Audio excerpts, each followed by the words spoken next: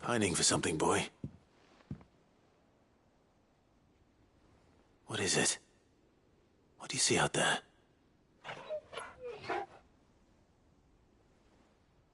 I never did ask where you got that anklet of yours. From Sid, that's why. On the day he brought him home. That long ago? And you're only thinking to ask this now? Sid saw that the pup had a habit of gnawing on his leg, since you ask. Clap that there iron on him to keep him from doing it. What was wrong, boy? I'll take like as not. Must have been hard on the poor whelp losing his loving masters at such a young age. Doubly hard in being a frost wolf, torn away from his icons and all. Sid would always tell him, you want that iron gone, you find what it is you're looking for. I reckon what he were looking for was you. I'm sorry, Torgal. Sorry for making you wait so long. Let's get that thing off you.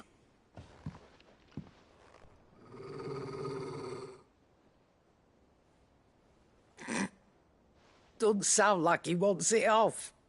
Indeed. You miss Sid as much as the rest of us, don't you?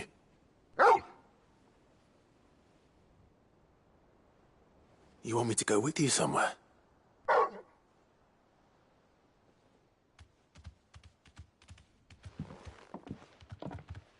Quick. Lady Karen.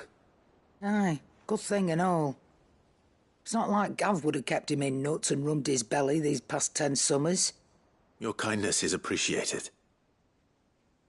You've been a good friend to him. Only because he doesn't talk back like the rest of you. Go on now.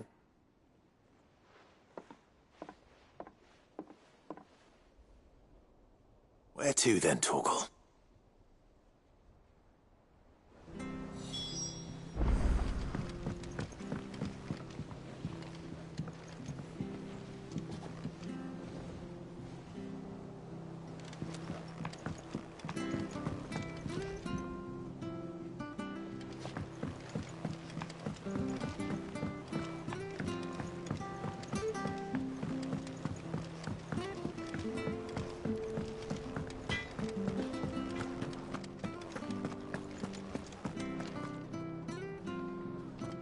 All right, Torgal. Where are you taking me? I'm going to need a little bit more than that, boy. Do you have a better hint for me? Unless... you've already given me one. Back on the rear deck, you were looking west, toward Rosaria.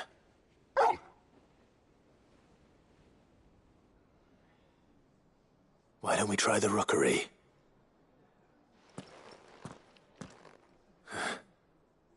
I haven't been to the island in almost 20 years.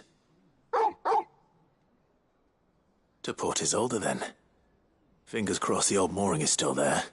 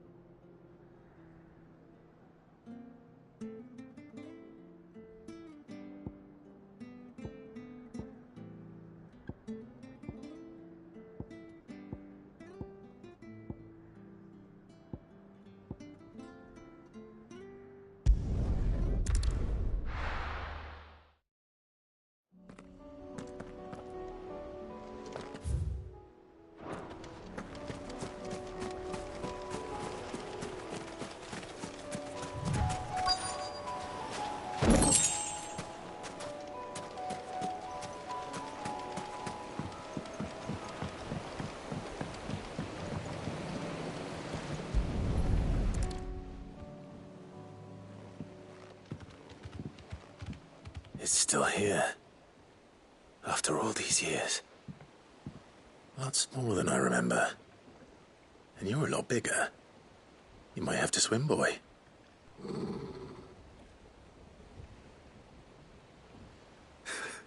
I wasn't being serious.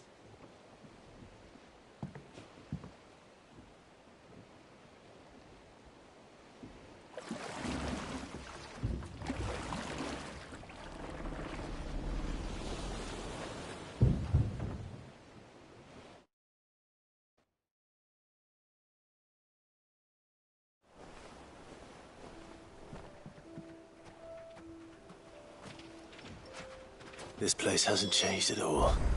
The rookery's right through those trees. Come on.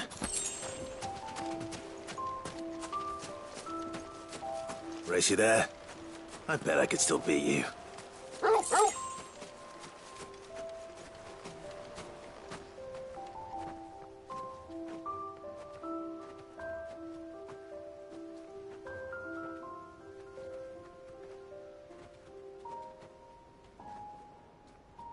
Here we are. This was our hideaway. Wasn't it, Torgal?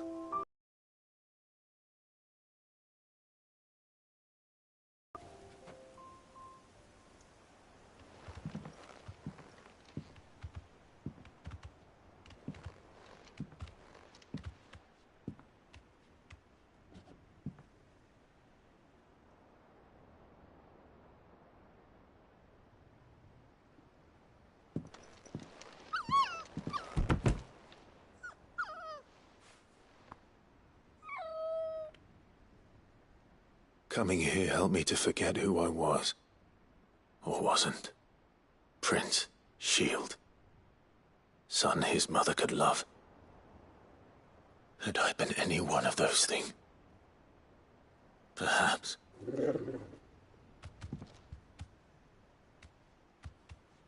What is it, boy?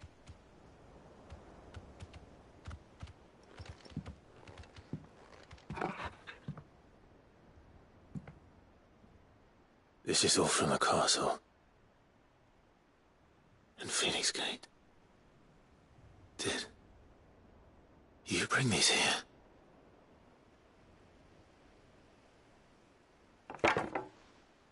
My sparring sword.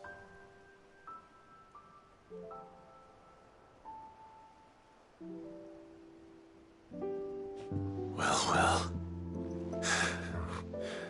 You never stopped looking for me, did you, boy?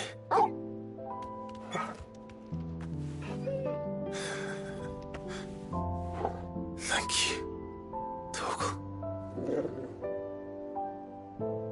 For never giving up. For never forgetting.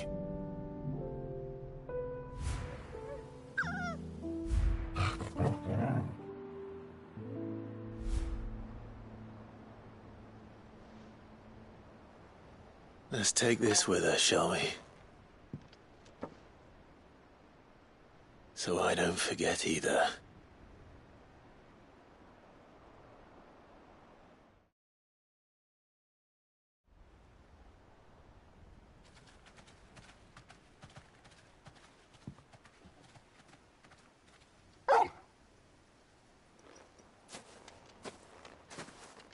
That's not the way back to the boat, Torgal.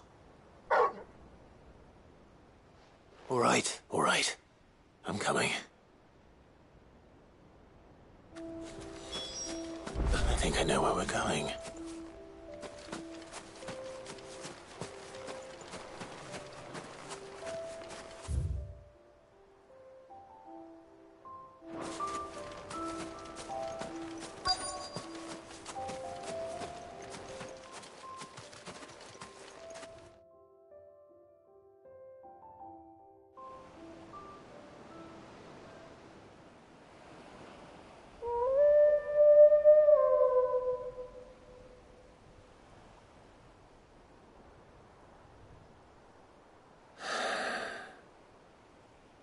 People always talk about the importance of putting the past behind you.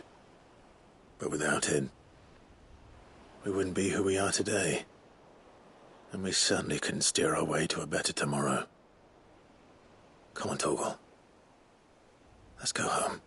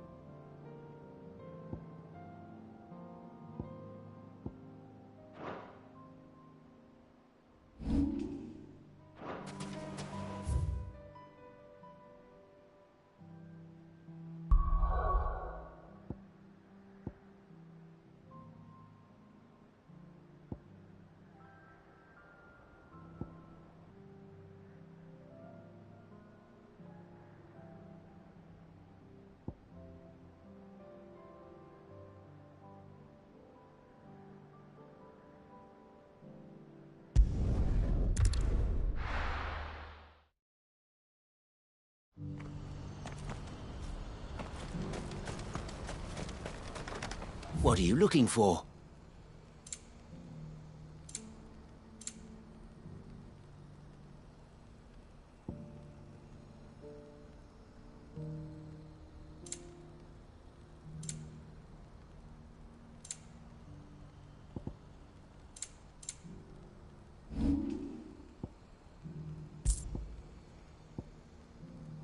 You're welcome anytime. Do you see that too?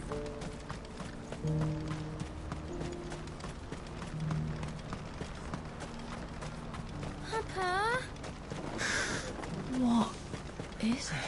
Oh, please, just make it stop. I'm scared. It's all right. I'm here.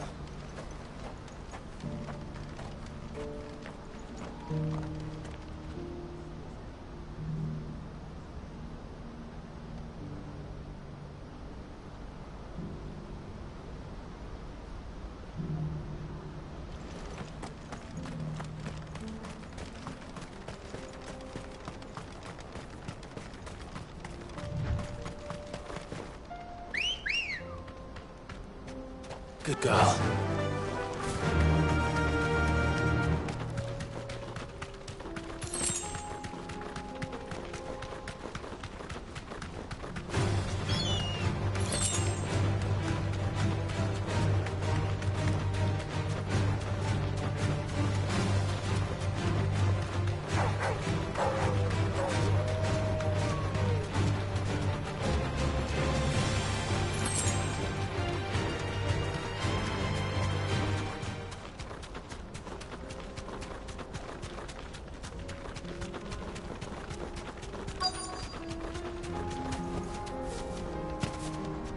be Rutherford, can it?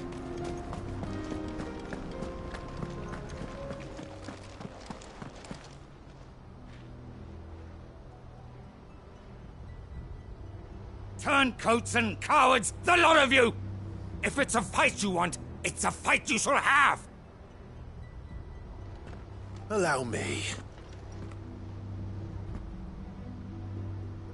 I don't need your... Please, Field Marshal. Oblige him. This won't take long. You're right. It won't. Men, finish him.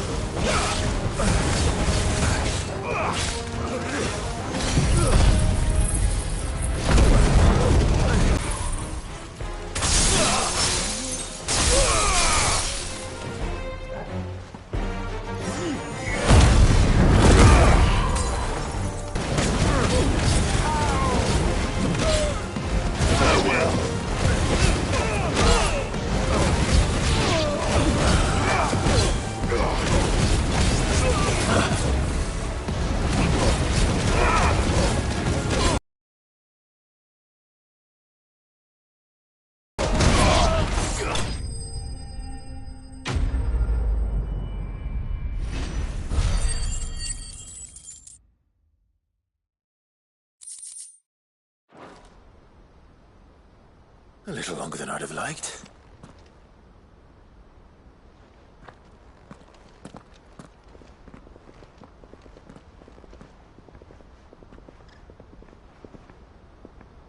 Field Marshal Havel, I presume. Are either of you injured? No, my lord. You arrived just as our escort turned on us. Fucking traitors. I'd heard reports of soldiers in the outlying regions abandoning the oaths they swore. But I hadn't thought the corruption had reached so close to the heart of the Republic. It's a fucking disgrace. Your interfering old bastard of an uncle tried to warn me, of course. My lord Marquis. Or is Sid the Outlaw more to your liking? Call me what you want. It doesn't change who I am, or the urgency of the message I bring. My uncle has a plan to right the realm, and he needs your help to see it through. Before I agree to anything, I'd have you answer one question. What do you stand to gain from all this? I won't deny that I might benefit from further chaos. But I seek a new beginning for all of us. And while the choices I've made may not always have been the right ones, I know I made them for the right reasons. For so long, so many of us have been told how we could live, how we could die, when it should have been our decision all along. Now we have a chance to put things right. But in order to take it, we must stand together. Even if it be beside those with whom we don't see eye to eye.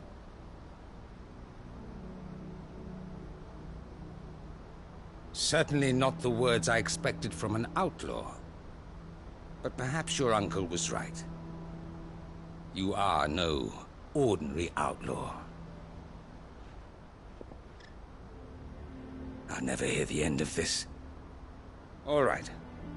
I'll start by ordering my most trusted guard to bring the Dalmekian fringes under control. Next, I'll make contact with my counterparts in the Imperial Army and see if I can't convince them to try and restore order in their own territory. Thank you, Field Marshal. But they are not the only ones we will need to convince. What do you mean? I don't doubt that I can bully some sense into a few generals. But those they answer to require a different kind of persuasion. And when it comes to honeyed words, well, we will need an envoy. One who can court even the most stubborn of statesmen. You, perhaps. I'm flattered.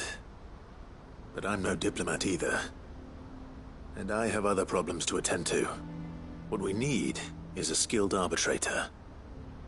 And I may know just the person. Is that so? And would he happen to be an outlaw too? Of a different kind, perhaps. Well, beggars can't be choosers. I suppose we'll all have to find a little of the outlaw in ourselves if we're to make it through this. Very well. Send your man to me right away. I shall.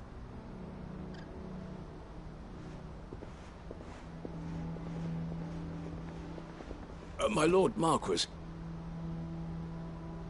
Your Lord Uncle bade me escort the Field Marshal to his manor in Port Isolde.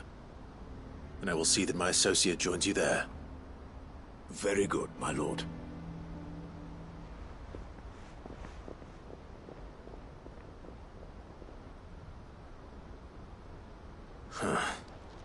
An envoy. I'm not sure I'm the man to talk anyone round. I can barely convince my brother to take his medicine. No. This is a job for someone with experience.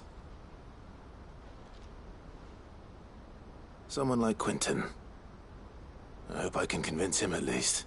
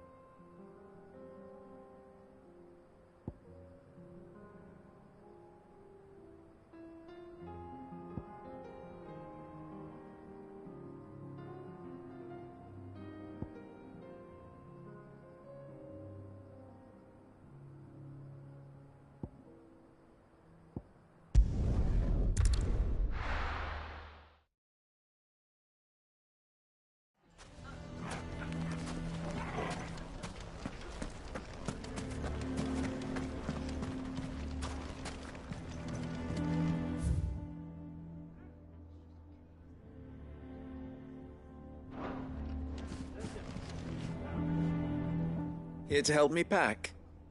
Thanks, but I'll be traveling light. I'm almost finished already, in fact. You're really going to go through with this, then? I am. But before I go, there is one small issue I'd like your assistance with. Well, two, in fact. If it's within my power to help you, I will. It's the children. I refuse to let them share in my disgrace. And if I leave them here, they surely will. Our friendship would see them ostracized forever. But I can't take them with me either. I can think of only one place where they are certain to be safe and provided for and loved. The Hideaway. Of course. The children would be more than welcome. Thank you, Clive. I will not forget this. Lubor, are you still here? What is it, Ferda? You look pale. There's been a flood in the Velcroy, a damn big one. The League of Outlaws encampment was completely submerged in ether. What? Every last one of the bastards has turned. And they're headed this way. Bandits are one thing, but Akashic bandits are quite another. The town guard won't stand a chance against them. We need to evacuate. There's no time to lose. Ferda, gather the men. The Akashic may strike at any moment. We must make ready to cover the townspeople's escape. Well, what are you waiting for? Yes, my lord. Clive, change of plan. The children stay with me for now. I need you to find Conrad and Natalie. Tell them to prepare for a full and immediate evacuation. Understood. I'll do what I can to convince everyone else. Wish me luck.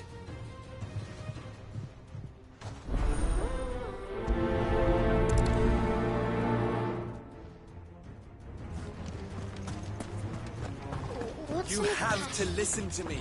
They're coming. You need to evacuate. Know your place. Why do they always have to make such a fuss outside? It's driving away. What's the commotion? That's... Ah, it's you. What do you want, Lord Underhill? To pass on an important message. There's been an ether flood out in the Velcroy. The camp where the so-called League of Outlaws were gathering has been swallowed. They're no longer just bandits. They're Akashic now, and they could be here at any moment.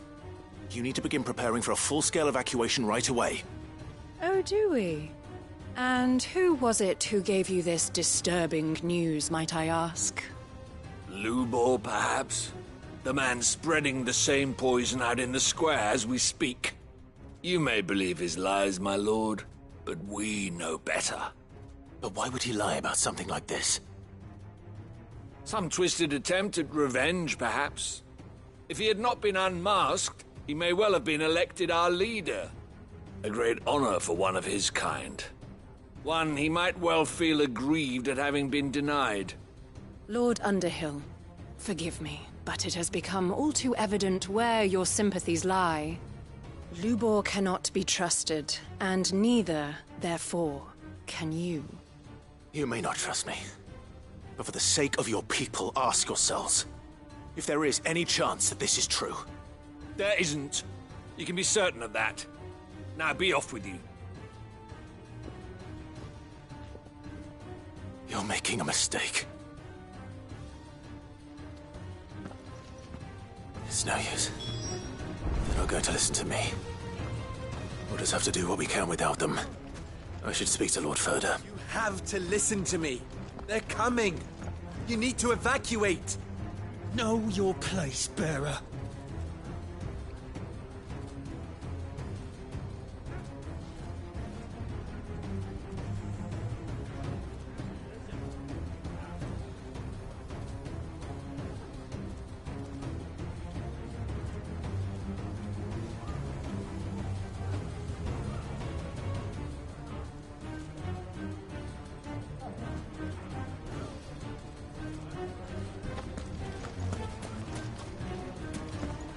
You lied about being one of us, and you're lying.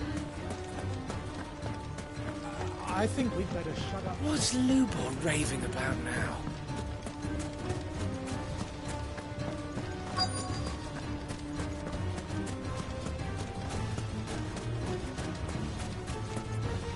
Good day, my lord.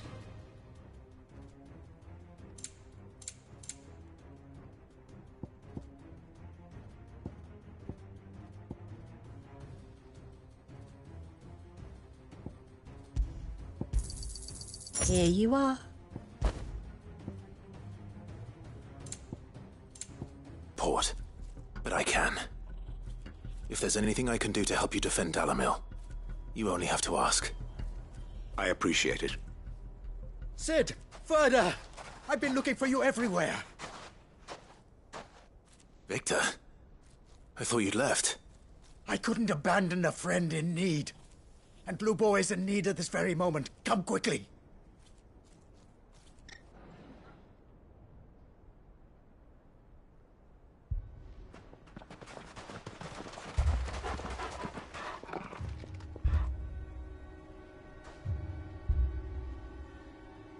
You have to believe me! The Akashic are coming! They don't eat, they don't sleep, they don't tire, and they don't care who they kill. They're unlike anything that's come before. There will be no parley, no mercy granted! We may have saved the town once, but this is different. I do not ask that you forgive me, but please, believe me, if you do not run, you will die. You will all fucking die!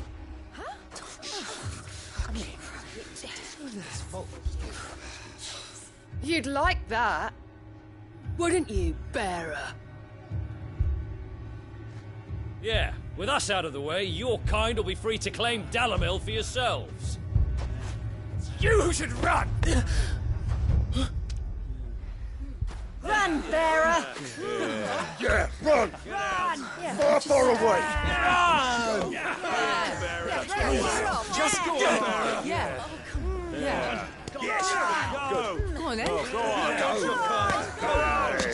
Just go. Lubor. Wait. Someone's coming. Go. Come on. Stop! You're hurting him!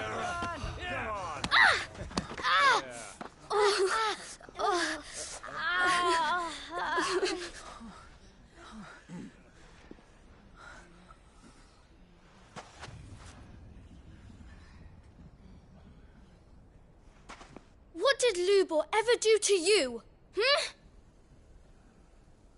He solves all your stupid problems, and he keeps all of you safe. You know there's nothing he wouldn't do for this town. Who was it who made that cleaver you use every day, Conrad? And what about your counting table, Natalie? Who fixed that? Whose men make sure the streets are clean so all your boots don't get dirty? Who spends all day, every day making sure things run smoothly round here? And none of you ever say thank you. Ever. But did Lubor ever complain? Well, does he ever stop smiling? He keeps this whole place going. And you act like he doesn't even exist.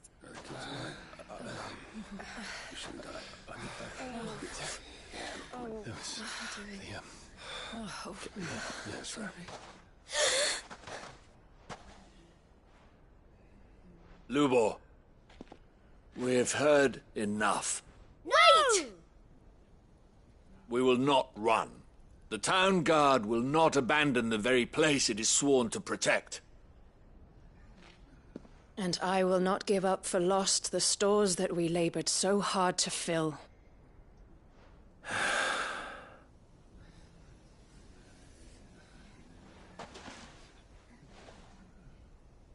So tell us, how do you propose we deal with these Akashic of yours?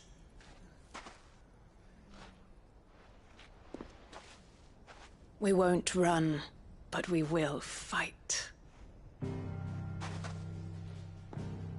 All right, then.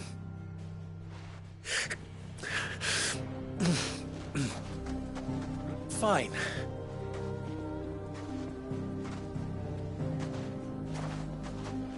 Gather round if you don't want to die.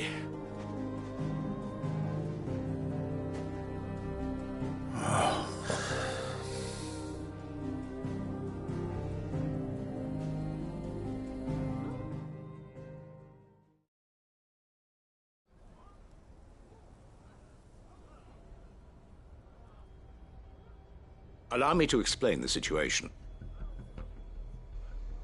The ether flood occurred near the village of Cheratina, deep in the Velcroy. The place had been abandoned for years, until the League of Outlaws decided to make it their base of operations. Now they're all turned, and if the scouts' reports are correct, heading in this direction. They are mindless monsters, driven only by hate and rage, and they are utterly unpredictable. With the bandits, we at least knew how and where they were likely to attack. When these creatures come, Dalamil will have the bitterest fight it has ever faced on its hands. The town guard will muster at the north gate. The rest of us will take the south. Both forces will provide men to serve as scouts and messengers, ready to spread word of the size and nature of the Akashic force as soon as it is spotted. And as soon as it has been, we will converge on its position and see that it is driven back from Dalamil at all costs. Conrad, can I count on the support of the town guard? Always. I leave the selection and coordination of the messengers in your hands, Victor. And the command of our men in yours, Ferda. If you would both be so kind. Consider it done. As you wish. Natalie, I would ask that you and your people have the townsfolk barricade themselves inside the bathhouse. And tell the merchant not to waste time securing anything beside the essentials. Preserving life is our one and only concern. As long as we survive, it doesn't matter what trinkets we might lose. Our riches can be regained. And if anyone doubts that, let it be known that the Briar's Kiss stands ready to cover any losses. Very well. I shall tell them. Where do I fit into this plan? Where else but the most perilous place of all? I would like you to travel to the home of our erstwhile League of Outlaws, Cheratina itself. The main host is most likely still there, and Dalimil will not be safe until it is eradicated, root and branch. A little gardening. How pleasant. I doubt it. I have a feeling these weeds will be particularly stubborn. Luckily, so am I. So you are. All right then, we all know what we have to do. Now it's simply a matter of doing it. For Dalimil.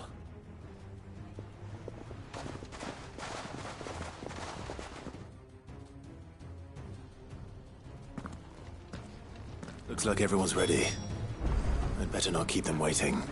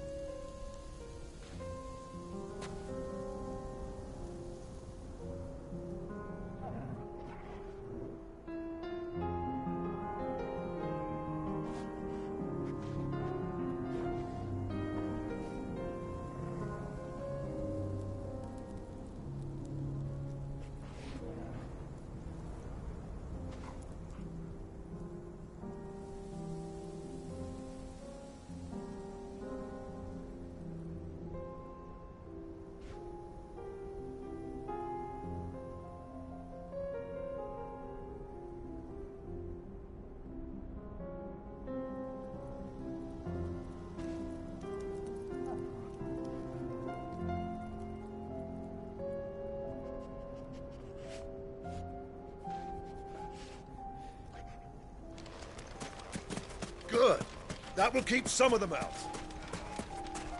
Any man sighting an Akashic is to raise the alarm immediately. The messengers will see that our entire force rallies to that position.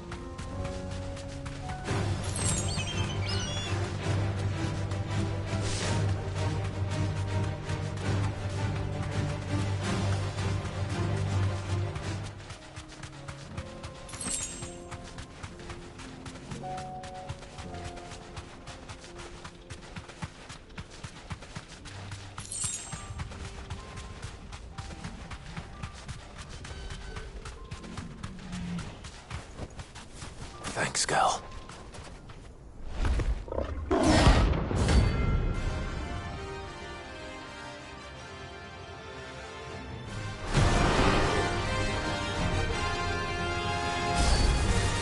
We're not going to outrun this one.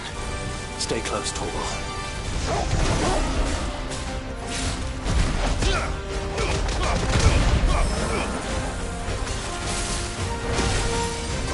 Too slow.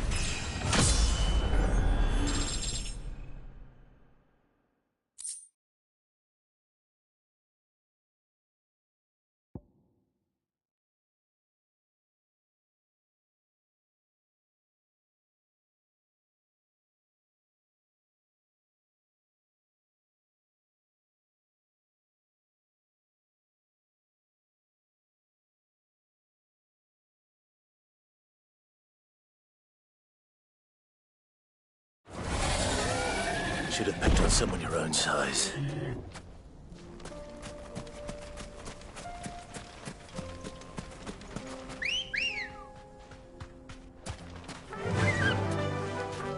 Fly, Ambrosia.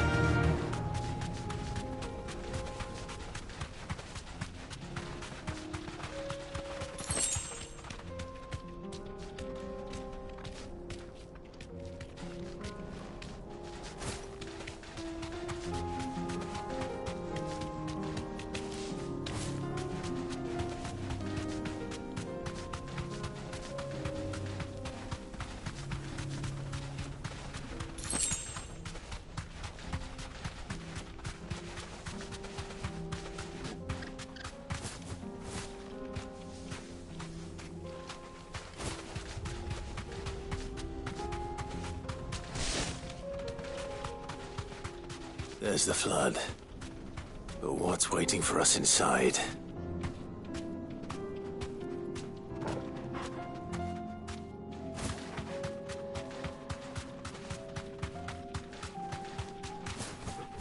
You deserve a rest.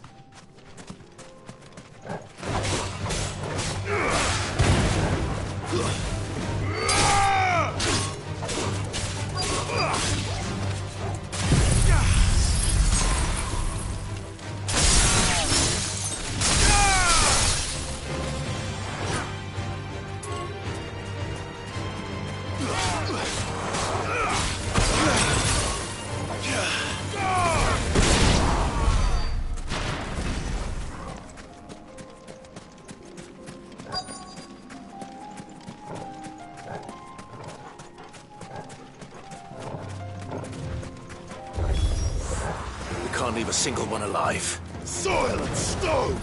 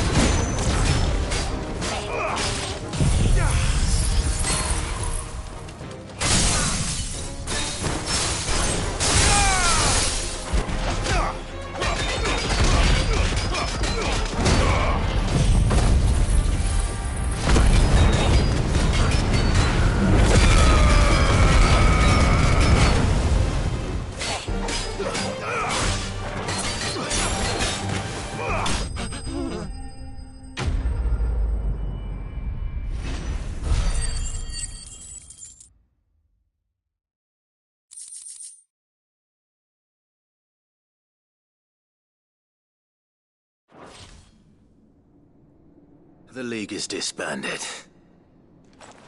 I should get back to Dalimil and see how the others fared.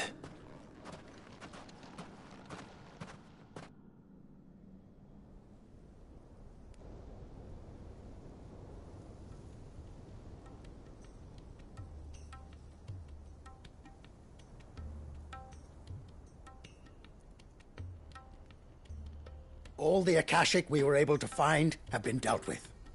Seems that might be the last of them. Last of them here, perhaps. Lubor, Sir Clive has returned. Clive! What news from Charatina? It's done. Root and branch. I knew you wouldn't let me down. Thank you, my lord. Friends, the Horde has been driven back. The Akashic have been defeated. And we need not fear the arrival of any more, thanks to Clive. Victory is ours. We bloody did it! We saved Dalimil. Lubor, allow me to apologize. After all you have done for this town, we should never have doubted you. But we did. And for that we are truly sorry. We only hope that you can forgive us. We need you, Lubor. Dalimil needs you. So, if you would still like to be considered for the position of mayor, you have our backing. You do remember that I'm a bearer, don't you? We do. But that is not a stain on your character. It is a stain on ours. We thought only of what we perceived bearers to be, not what you truly are. The man who saved Dalimil twice over. I see.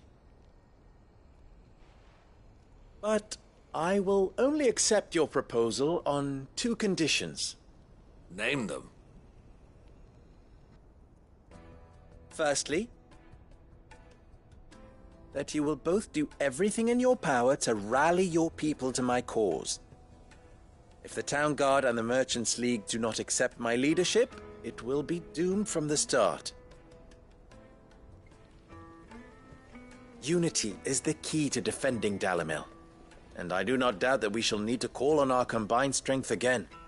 When that time comes, I will expect us all to pull together, just as we did today. Of course. You have our word.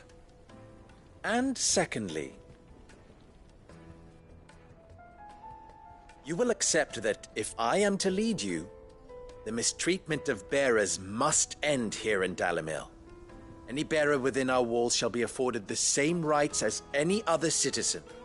They will not be judged by what they are, but who they are. As we failed to do, and came so close to losing everything. We agree to your conditions. And we have only one in return. That you continue to work for the good of Dalimil, as you always have. Condition accepted. Well then, it seems my mayorship is all but confirmed. Do I get some sort of special hat?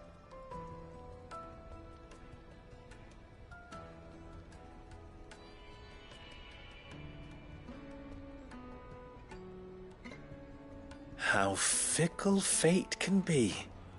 Not so long ago, I had resigned myself to leaving Dalimil in disgrace. And now, I find myself her leader. Here. For everything.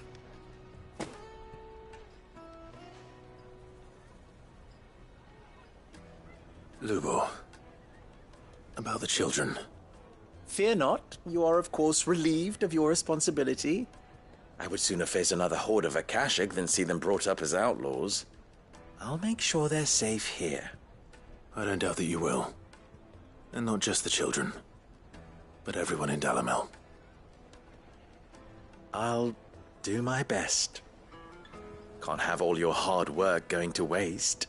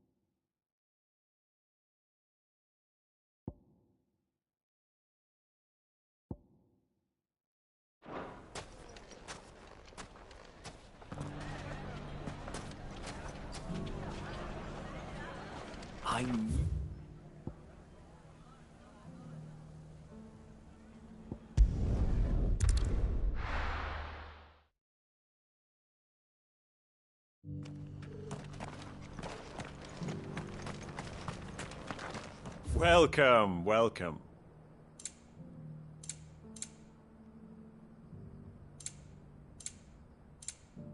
Take care.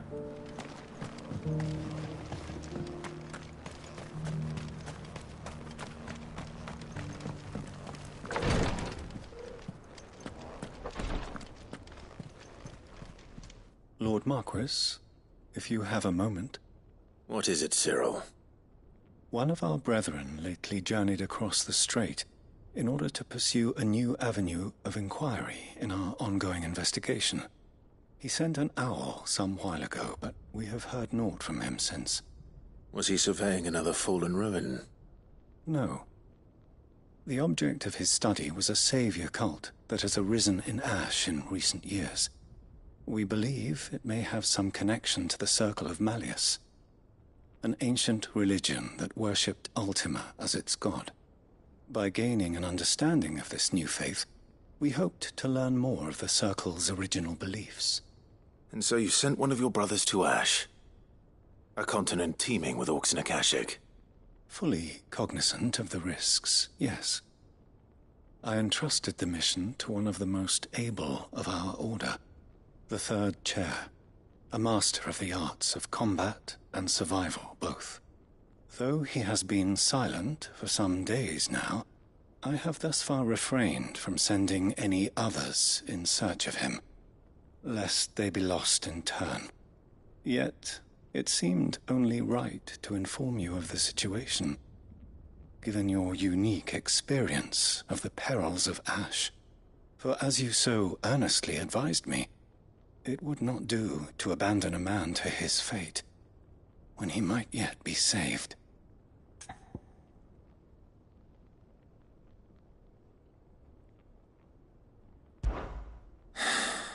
It would not. But Ash is a big place. Can you be any more specific? Perhaps. The last owl I received from him mentioned a village where he had heard the cult were wont to assemble. Mickleburg was its name. It lies in the southern reaches of Waloed.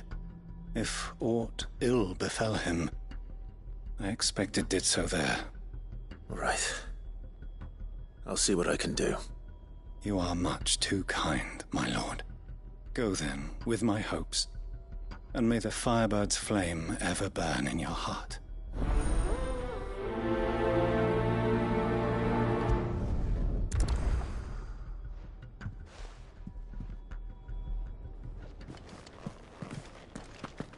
So then, Torgal, how do you feel about a trip to Ash? We have a third chair to find. assuming he's still alive.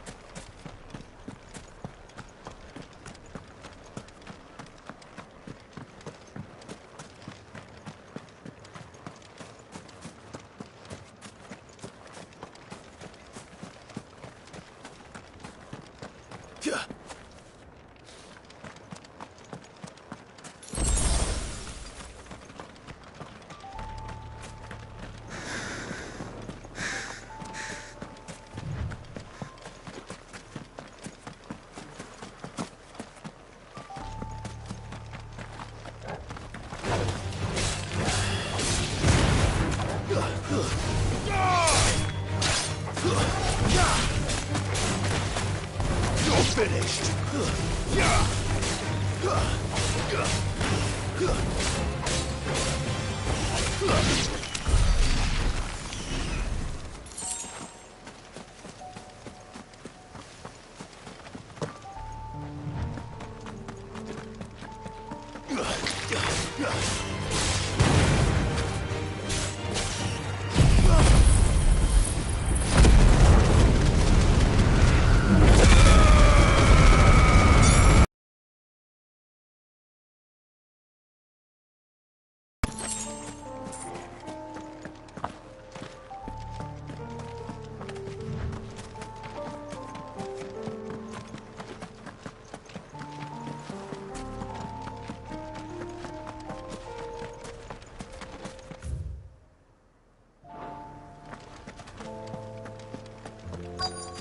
This must be Mickelberg.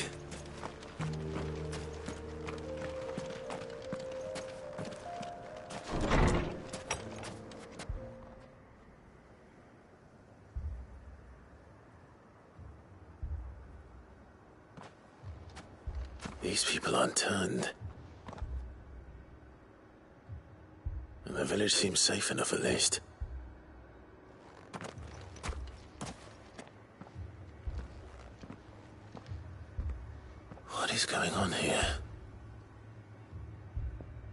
Ah.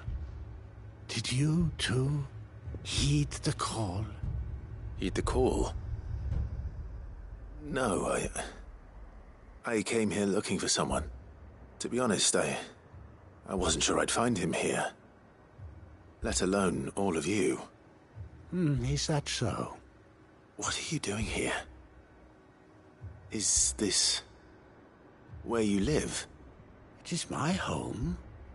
The others, they heeded the call. You keep saying that. What do you mean? They came here to perform the rite, just as King Barnabas instructed. This village is their altar, where they shall cast their souls upon the gentle waters and give themselves to the Lord. Give themselves? Oh, Lord, cleanse us of our sins. Let us be reborn in your loving arms. Free us from the torment of this mortal realm. They want to be saved. Forgive me, but did another foreigner like me come here? He was probably wearing a cowl. You mean the traveler from Storm? Yes. He's staying at my house, toward the rear of the village. Thank you. If you don't mind, I'll go and greet him. They seek the same salvation Barnabas did. At least the third chair is still alive. Let's go and find him.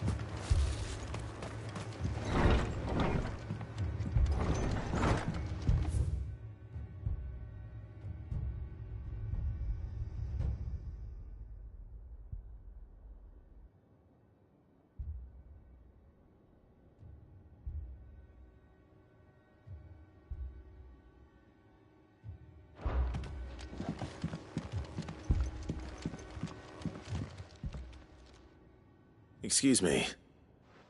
Are you with the Undying? I am. And so it would appear, are you? Lord Rosfield, if I am not mistaken. That's right. And you must be the third chair. I am. Cyril was worried for your safety. He sent me to find you. Then I must apologize. I did not mean to trouble the bearer of the burning quill. Much less you, my Lord Marquis. He said that you had failed to report. Is there a reason for that? I came here to study the followers of this new faith. But the more I learned of them, the more my own faith began to falter. You have seen them at their prayers, have you not? They devote themselves to the veneration of their Lord with a fervor I have never seen before. Praying night and day that they might be rid of their wicked wills and reborn in their Saviour's light. Not that they might be granted respite from their worldly woes, but so that they might continue to serve him. Serve him with all of their beings. I, too, swore to devote my life to the service of my Lord and Master, but this It is different. It is more. And so I would see it through to the end. See these people safe, that they might achieve their dream. That they might do their duty to their Lord. Even if it should keep me from doing my duty to mine. You do understand what their dream is, don't you? I do, my lord. They would cast aside their wills and become Akashic. I know that it may be hard to believe, but to these people, that is the very essence of salvation. Forgive me, my lord, but I must remain here. If you are to return to Master Cyril, I would consider it a great... Did you hear that, my lord? Something is happening. I'll go and find out what. Stay here.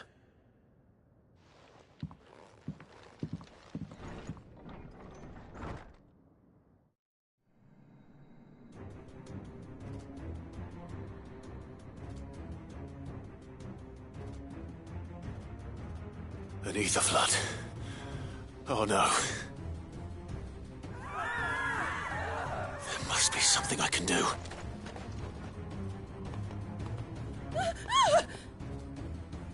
Echoes as well. Found her. Come on. Over here!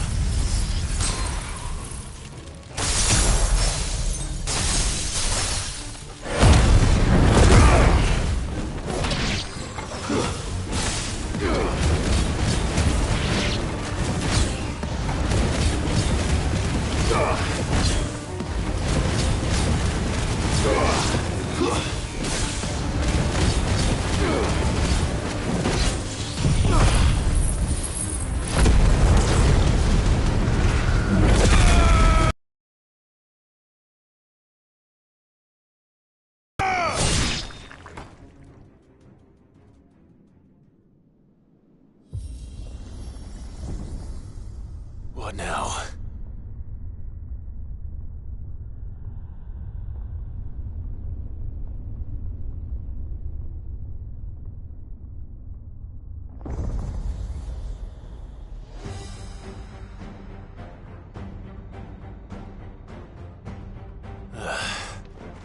We meet again.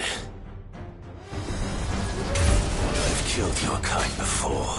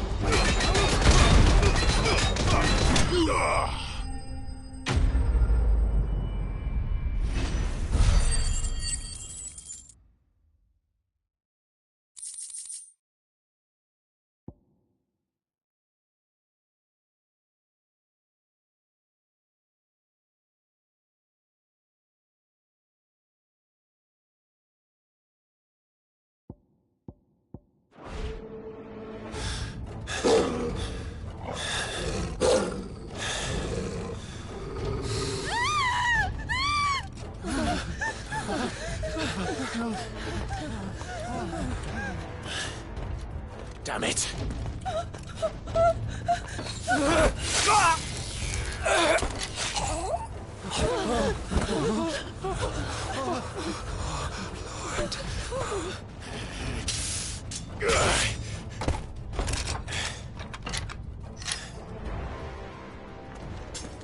Don't you die.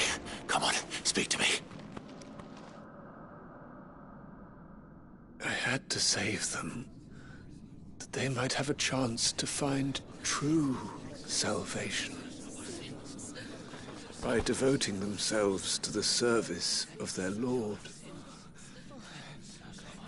Just as I did when the Undying plucked me from the gutter and gave me a cause to believe in. A duty to serve was everything to me, and I would not deny them that fulfillment, even if they must become Akashic in order to achieve it.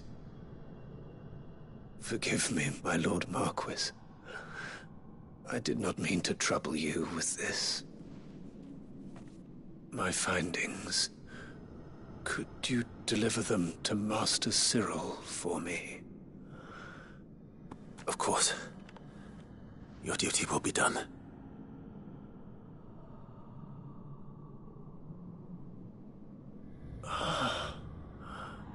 Look, my lord.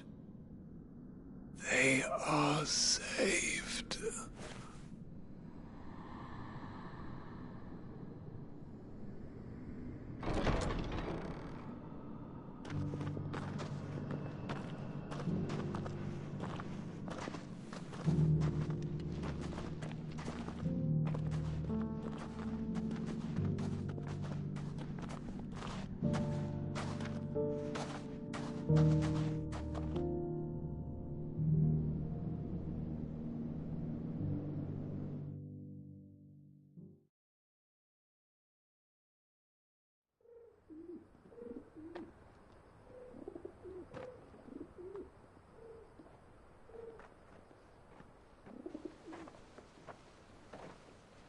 They are saved. Founder. I should get this report to Cyril.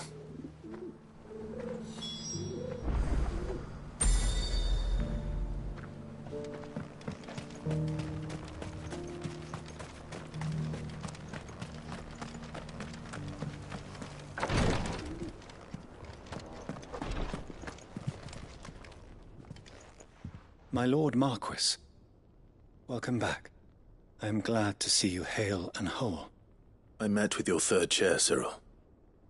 He bade me deliver his findings to you.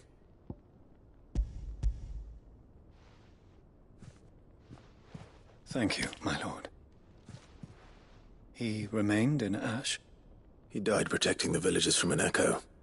I buried him in Mickelberg. I'm sorry that I couldn't save him. If you could not save him, no one could. The villagers, they were believers in this savior cult. They prayed to their god that they might be unburdened of their wills. Then an ether flood came, and their wish was granted. Your brother sacrificed himself that they might live, even knowing that that life was death by another name. Then he perished defending liberty. A hero's end. For the right to choose how one dies is no less sacred than the right to choose how one lives. Sid would agree. He wanted to build a world where people could die on their own terms. A noble ambition. To die for one's cause is the most perfect expression of one's faith. It matters not how misguided others might judge one's decision to be. Only that the decision is one's own. We live according to the teachings of our order. We believe in them, we protect them, and yes, we die for them. For better or worse, that is our creed.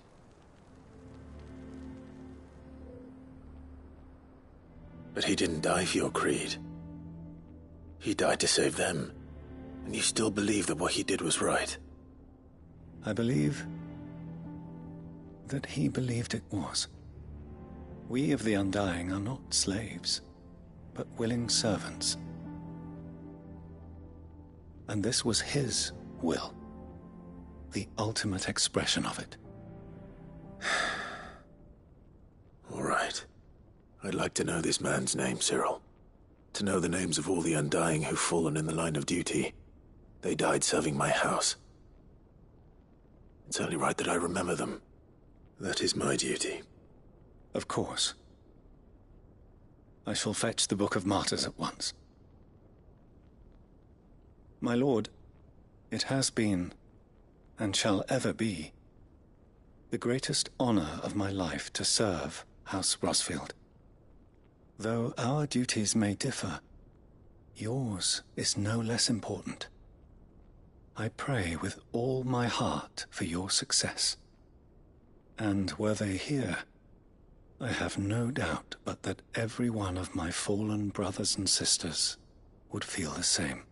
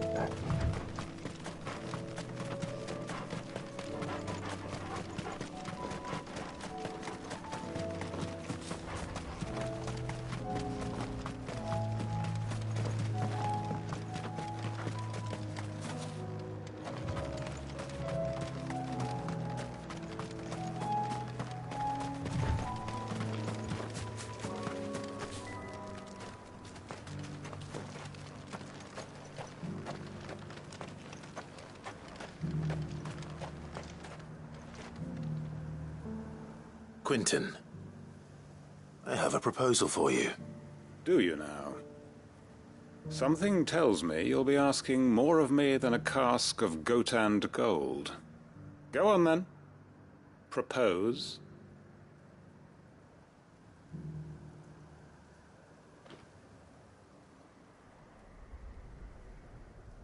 You'd have me convince the chiefs and chamberlains of the realm that they should simply swallow their pride and do the one thing that has proved impossible for thousands of years.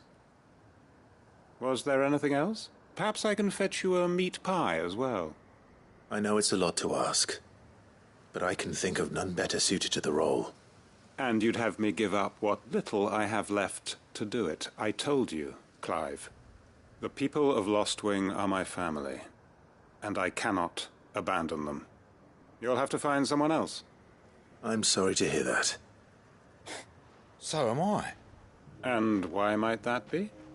What he's asking. How's it any different to what you've done so far? They want you to speak for those who can't speak for themselves. That's what you do best. If it's the vineyard you're worried about, we'll see that the grapes are picked and the tons filled. You know we will. It's not that. Then what is it? You said yourself we're family. Don't you trust us? You know that's not what I'm... Then what are you saying? That only we are worth saving? Why turn your back on everyone else? You convinced us we could build new lives for ourselves, and if you can do that, who's to say you couldn't convince the entire realm? A stirring argument. I fear that any rejoinder I make might fall somewhat flat by comparison. So you'll join us? Where do you need me? Field Marshal Havel will want to speak with you in person. He's currently in Port Isolde. I can arrange for a party of Cursebreakers to accompany you there. That would be very much appreciated. I hear the roads are far from safe these days. Hopefully not for long. My uncle will want to know that his plan is taking shape.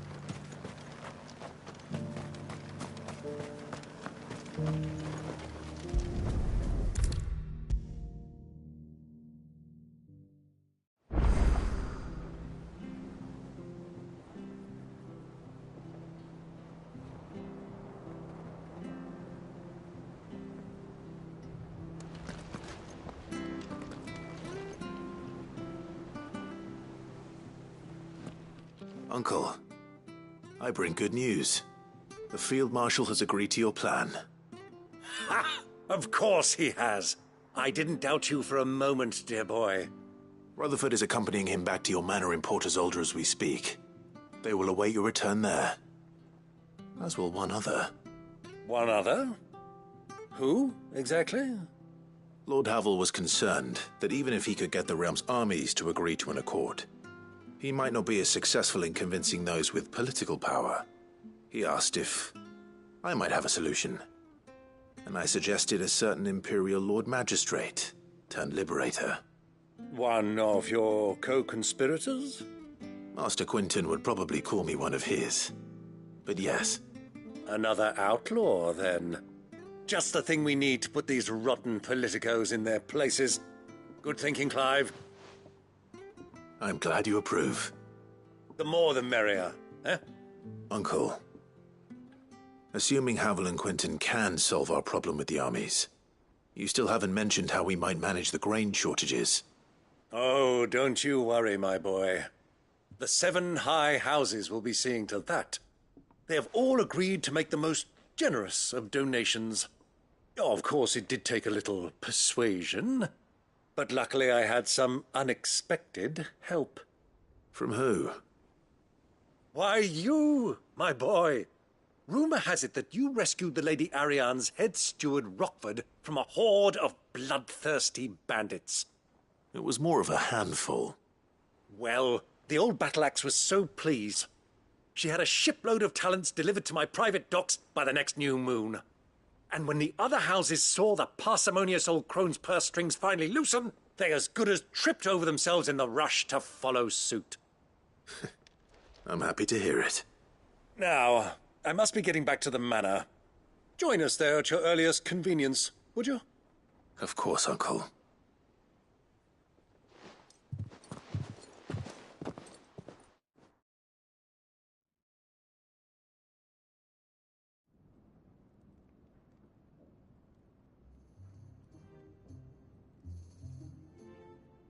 And how, pray tell, will we get that grain to the capital if the roads are still overrun with Akashic? You'll find another bloody road. I only have so many men, and I'm not about to send them headlong into an ether flood. That is, unless you'd have them turn as well. Well, I'd certainly eat less. Says the man with a belly bigger than a band of curls. My soldiers actually need their rations. Without any food to keep them going, they'll be dead even before you've sent them on your fool's errand. If I may, gentlemen, perhaps I might suggest an alternative approach.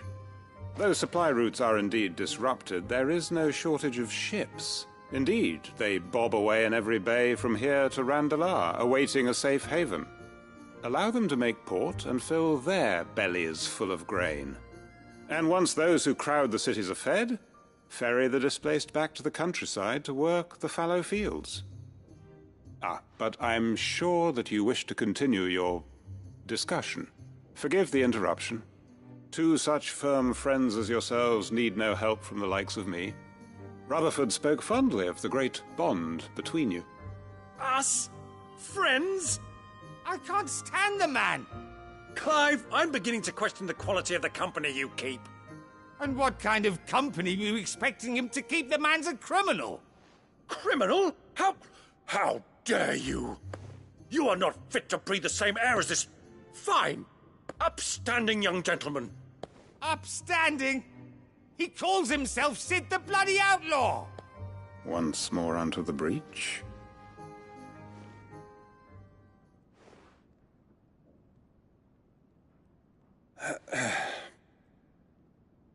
Shall we begin again?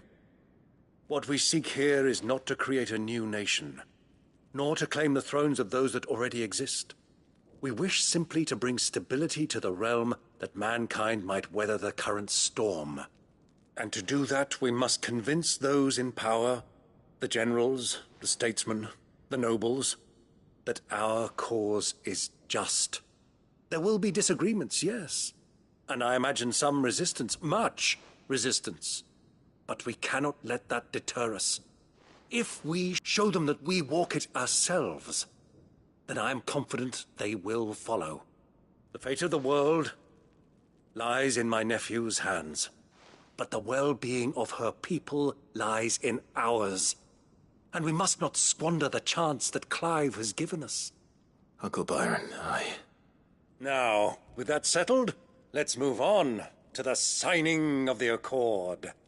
For what great moment in history hasn't been accompanied by a little ceremony?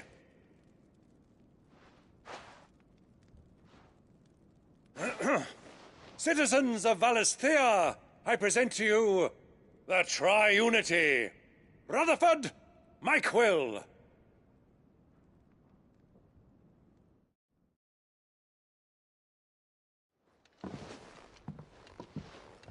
Well, my boy, the stage is set. That it is. This is the role you were born for. Now I ask only that you trust in the talents of your supporting cast. We shall play our parts to the best of our abilities, that you might have the opportunity to shine. The realm needs its Sir Crandall.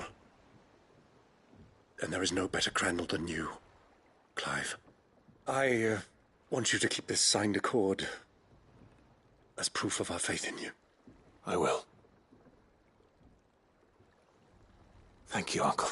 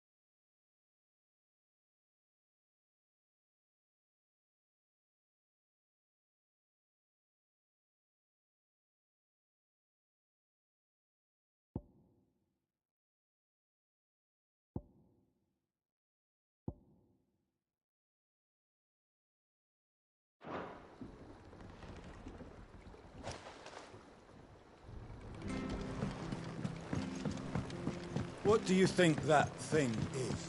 And how the hell is Sid gonna deal with that?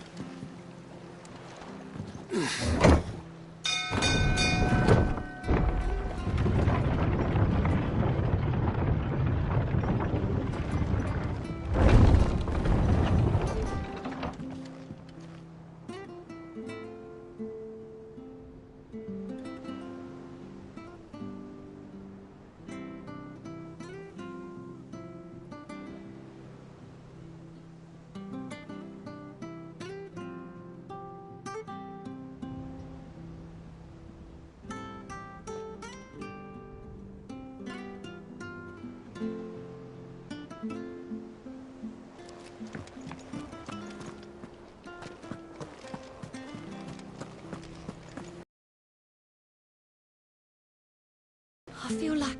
Sid, do you have a moment? By all means. It's my old master. Seems there's no escaping her. She found some way to send me a letter. And something else. Records from a Waluda prison. Seems they were keeping a lot of bearers there. How did she come by such a thing? Finding bearers always was her strong point. And it seems the cells of Balmung Dark are full of them. Foreign captives, the masterless. Bearers no one would miss. And even better for her, bearers with no one to look after them. When ether started lapping at the walls, the jailers fled. Leaving the bearers to be liberated by whoever happened to come along next. Sid, I'd like to believe that I've earned your trust by now. And while I'm well aware that you've forbidden Cursebreakers from traveling to Waloed, I can't let those bearers die in their cells. I'd rather risk shipwreck on the Shadow Coast than leave them to starve.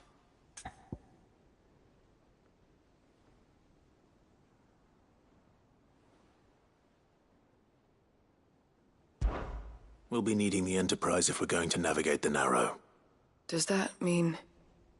I'm making an exception, but we travel together. And we stay no longer than we have to. Ash is an inhospitable place at the best of times.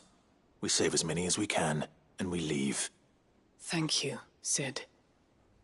There was a name in the prison register. A name from my past. Chadwick. Another of my former master's protégés. A gifted soldier, and the closest thing I had to family. The thought of him held captive in that place. He must be very important to you. He was. Is. Then we find him. The entrance to the prison lies in the shadow of Ravenwit Walls, just beyond the portcullis. We should head there as quickly as we can. I only pray there are still bearers alive to save. As do I, Doris.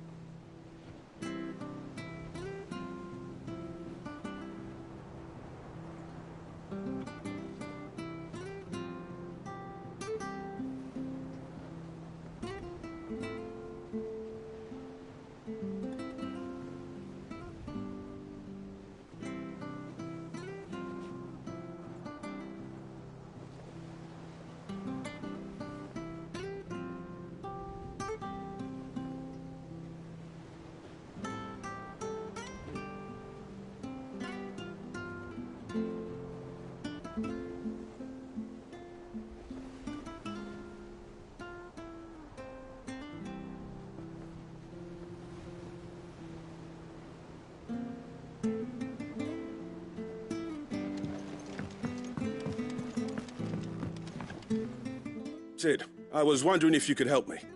It depends what with. A bearer, but recently freed from his bonds, is keen to join the Cursebreakers. As you know, the work we do is not easy, which is why we test every volunteer's suitability. I was hoping you could oversee this one's evaluation. I don't mind, but why this one? Because he wants to be a scout. Our ranks are filled with men and women capable of breaking chains and putting slavers to the sword. But scouting? We're few with the nose for that, which is why we still rely so heavily on Gav.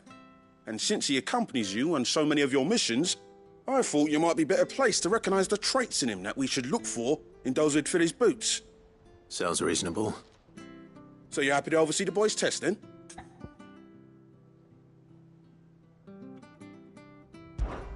One can never have too many scouts. Truer words, Sid. I'll let the initiate know that you'll be attending his trial, and that he is to proceed directly to Northreach in readiness. No time like the present, eh? No time like the present. I'll await you there.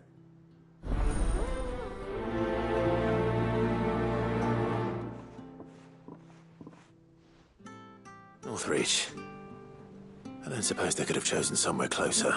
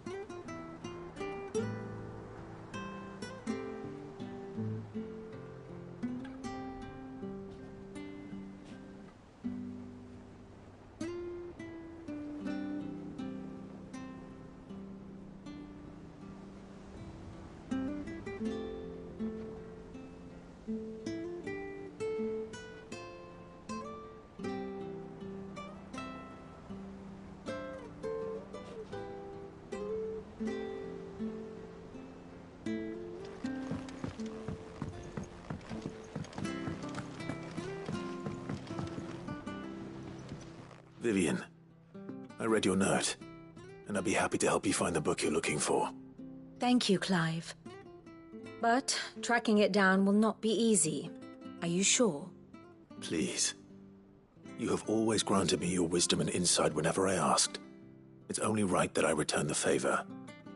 Or at least attempt to. You are too kind. Alas, what I ask of you is rather more trying than delivering the odd lecture. I spoke with Harpocrates to see if he had any inkling as to where another copy might be found, but perhaps it is best that you hear the details from him. If you say so. Forgive me, Clive, for asking this of you. But this book, it set me on the path to becoming who I am today. Its importance cannot be overstated.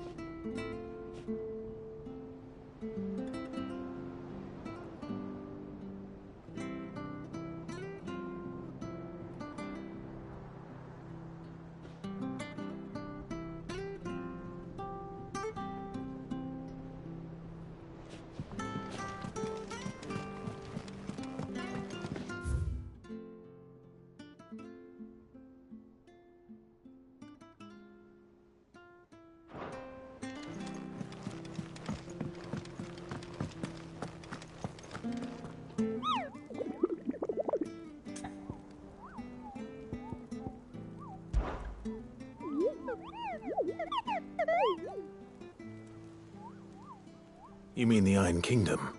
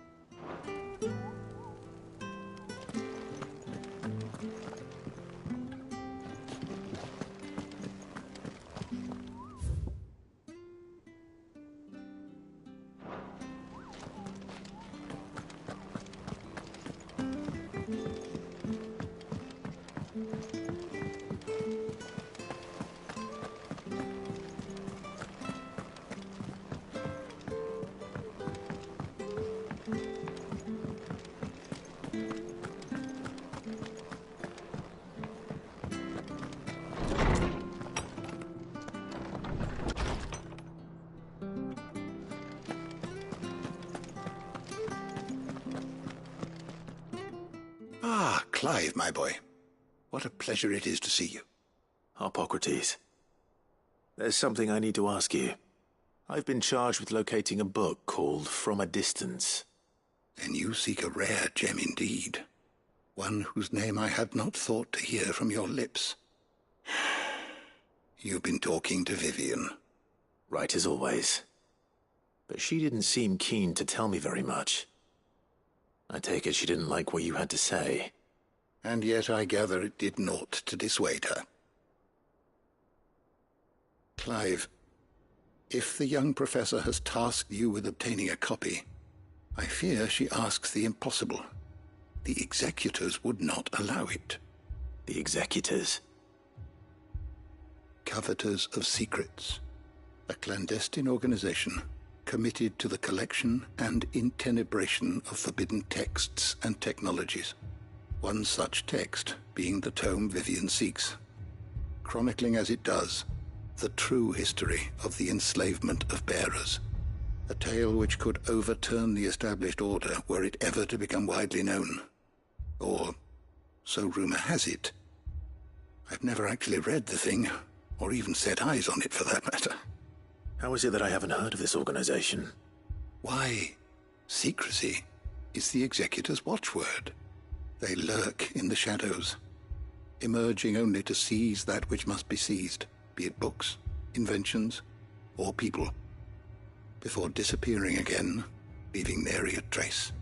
Which would explain why Vivian's copy was snatched from her grasp not long after she found it. By the hand of the executors, yes. But what drives them? Self-interest or ideology?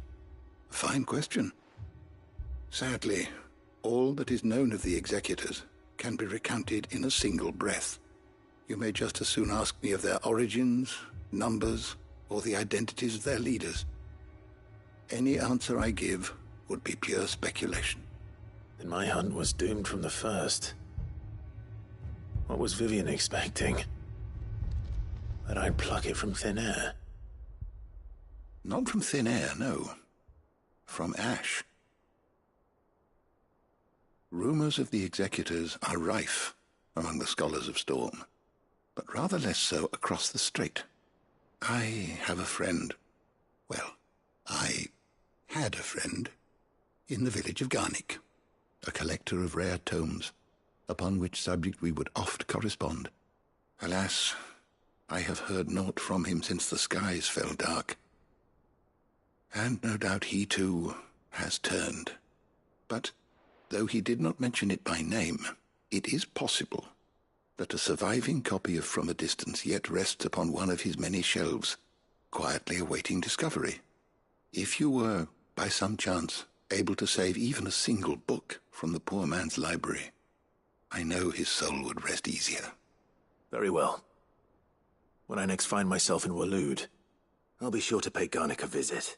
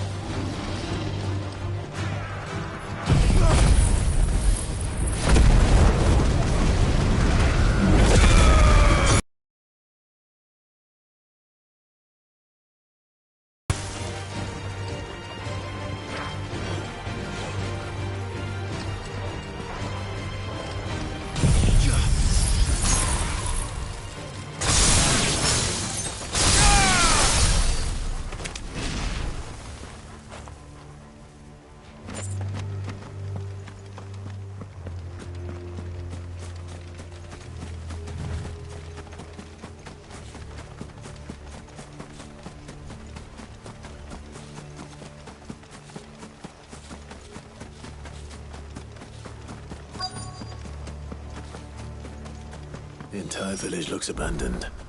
Now, which house would a bookworm live in?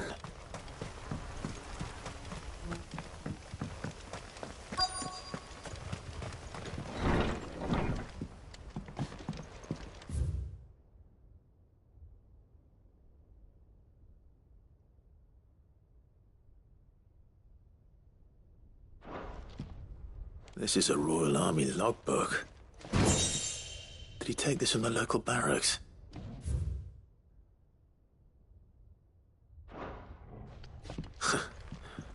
His interests were certainly varied.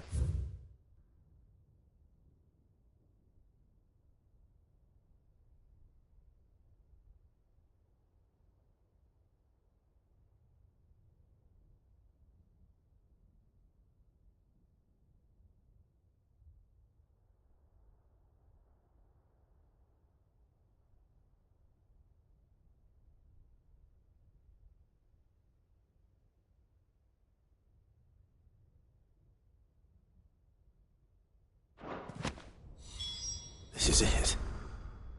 But if what it says is true, I need to get this back to the hideaway.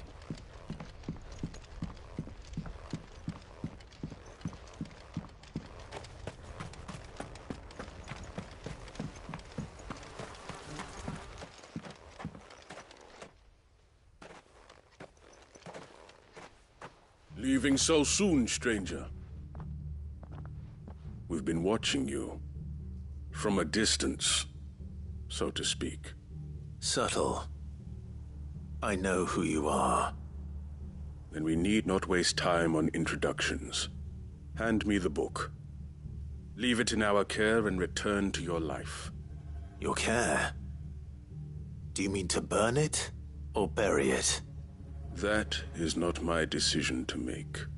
But by one means or another, its contents shall be removed from the common record. Then I'll have to politely refuse. I won't let you erase our history. Then we find ourselves at an impasse. Very well. The book can just as easily be pried from your dead hand.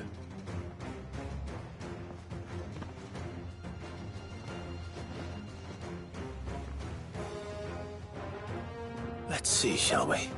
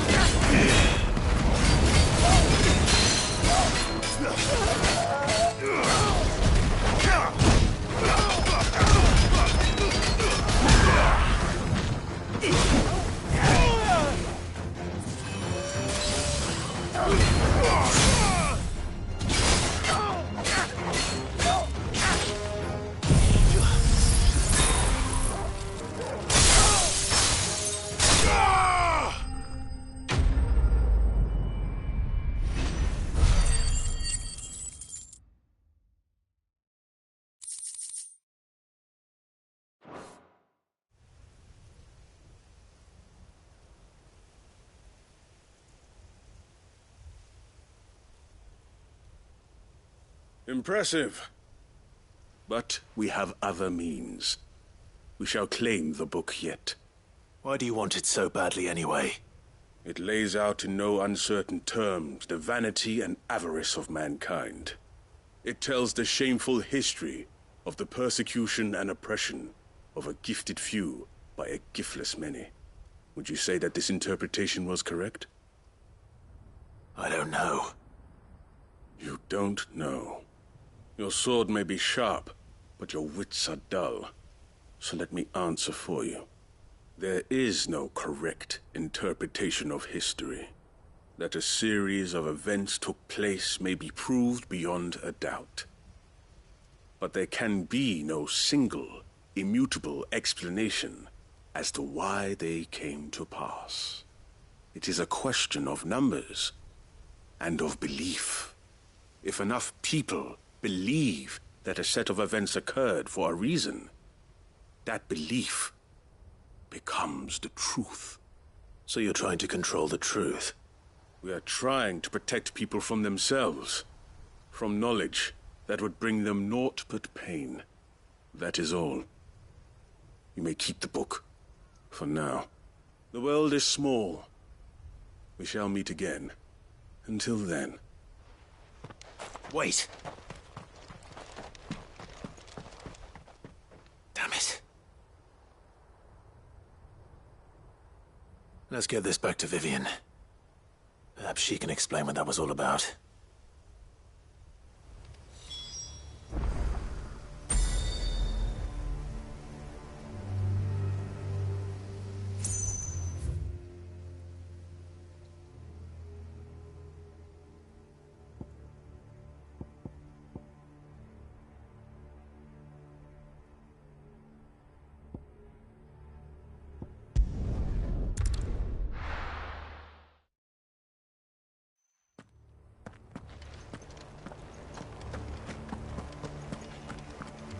Doris is waiting for me near Balmung Dock. The longer she's out in the open, the more likely she is to be found by Akashic. I need to hurry.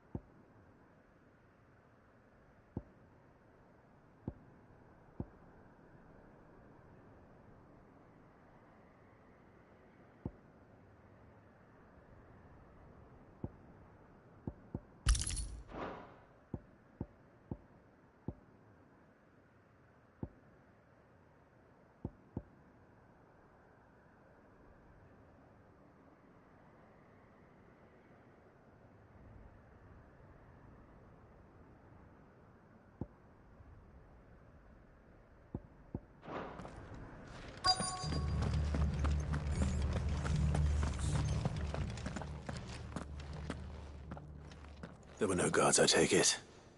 None manning the gates, no. It's a different story inside, though. The corridors are crawling with Akashic.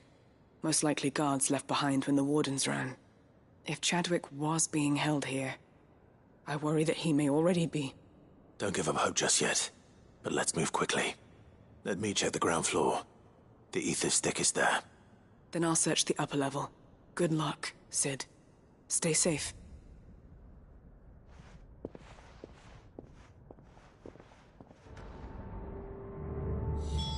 Just how bad are the floods inside the walls? Bad enough to turn a bearer? I hope not. We're risking a lot just being here. Better keep my eyes open for signs of life.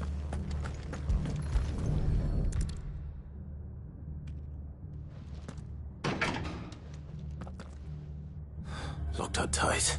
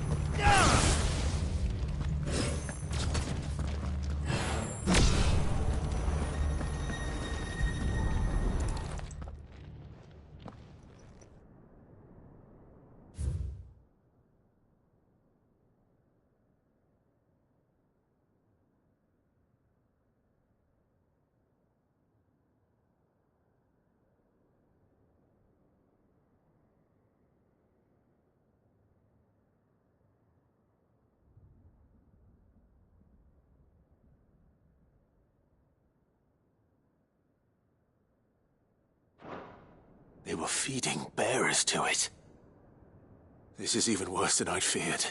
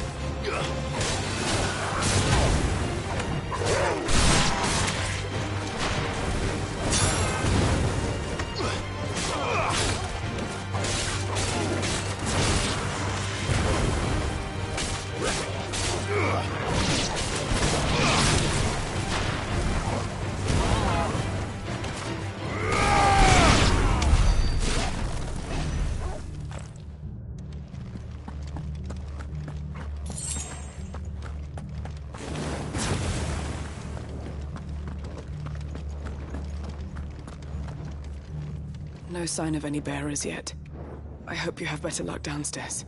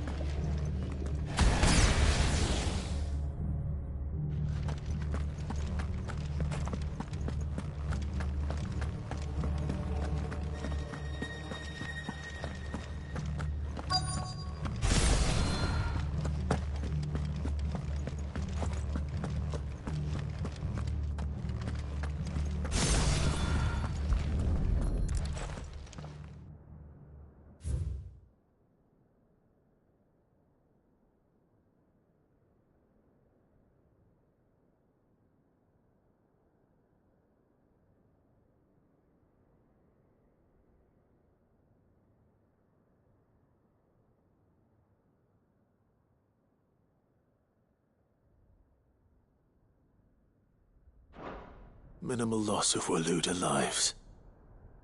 And what happens when they run out of bearers? Even the Imperials take better care of their branded than that.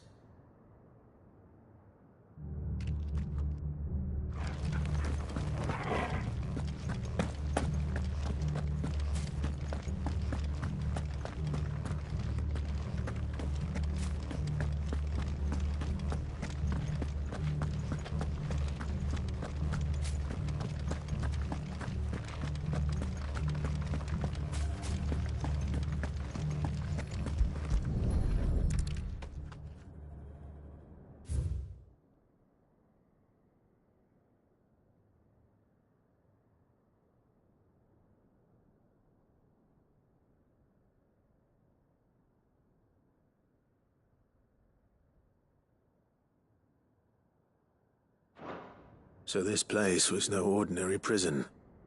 And I doubt they'll have taken the creature with them when they fled. Nothing but a Akashic down here. Hopefully things are looking better upstairs. I should go and see how Doris is getting on.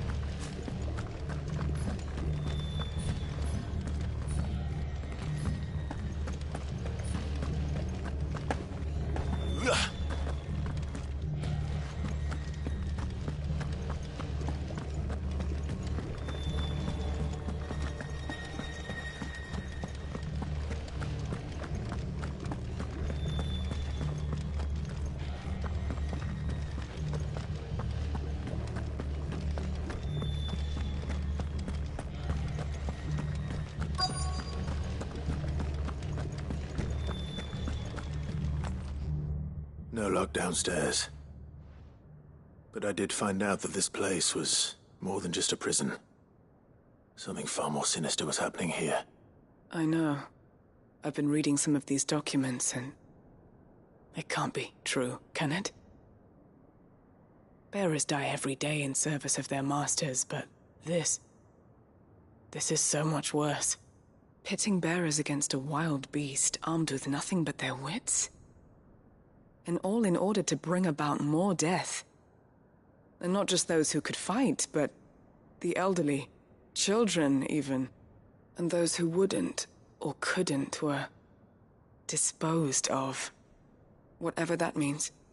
I'm afraid it means they were fed to the monstrosity they kept here. Then we're too late. And I was a fool to bring you here. Don't say that. Did you find anything else? A key. But it doesn't fit any of the locks on this floor. Perhaps it will fit one of the doors downstairs. There's a corridor I haven't searched yet.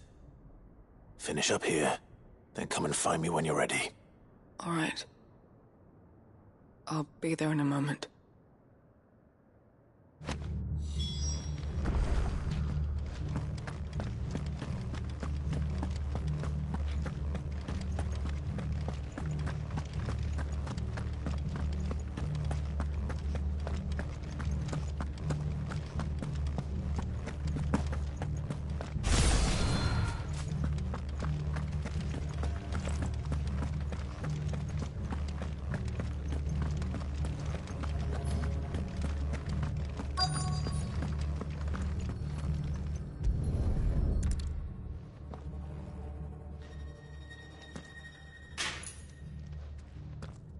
Let's see what we can find down here.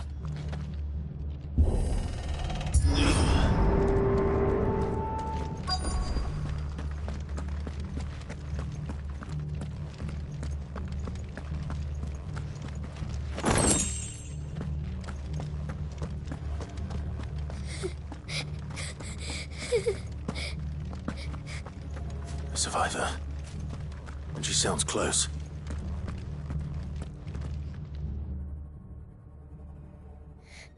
Who are you?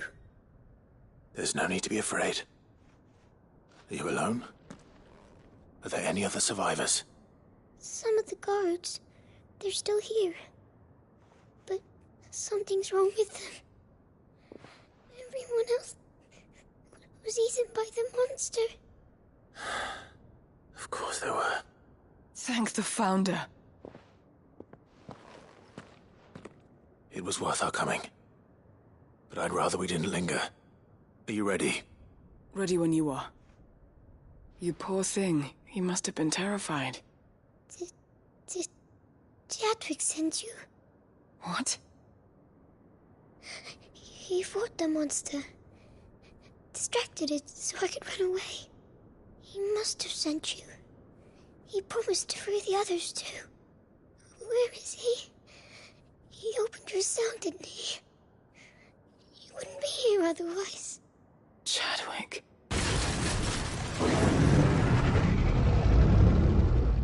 Was that? Monster's back!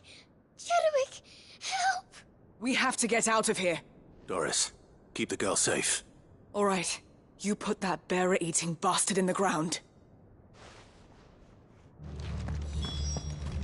It's out there waiting for me. I can't let it live.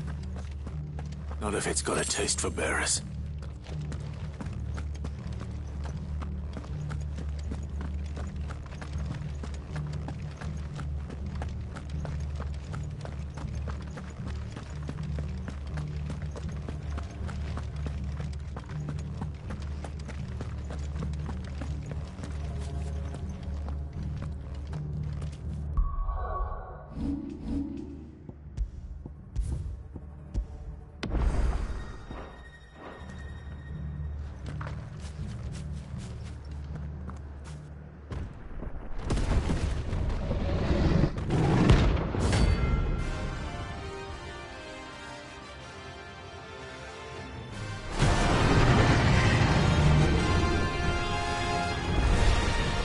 The beast will wreak havoc if it ever leaves the prison. I can't let that happen.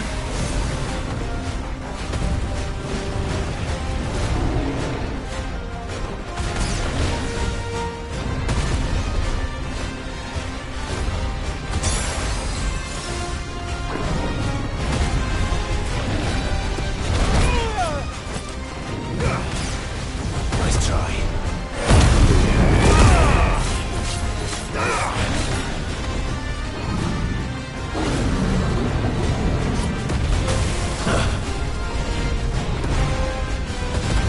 Nice try.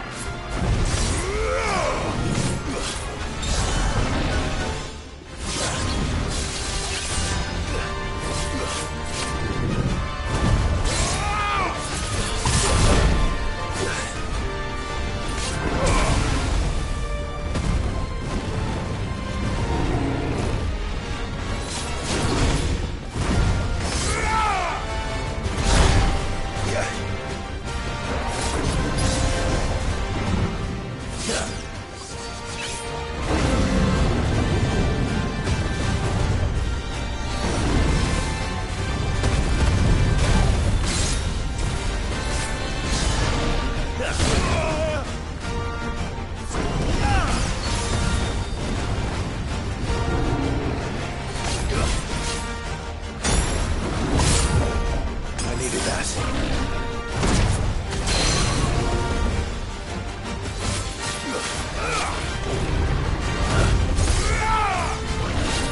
Nice try.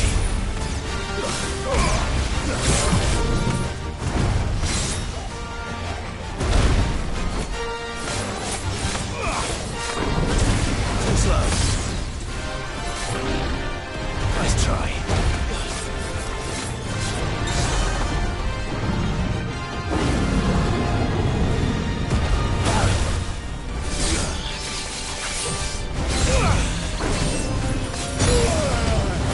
Nice try.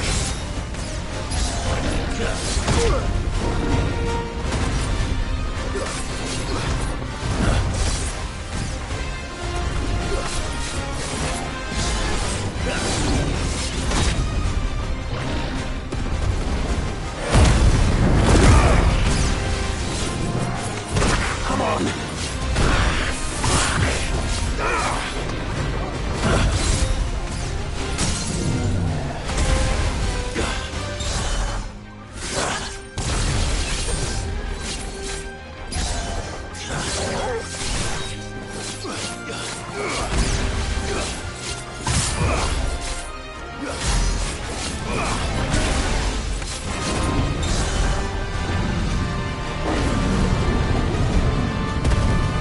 Nice try.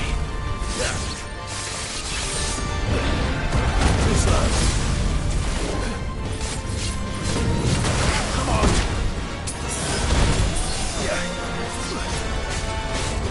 Business. Nice try.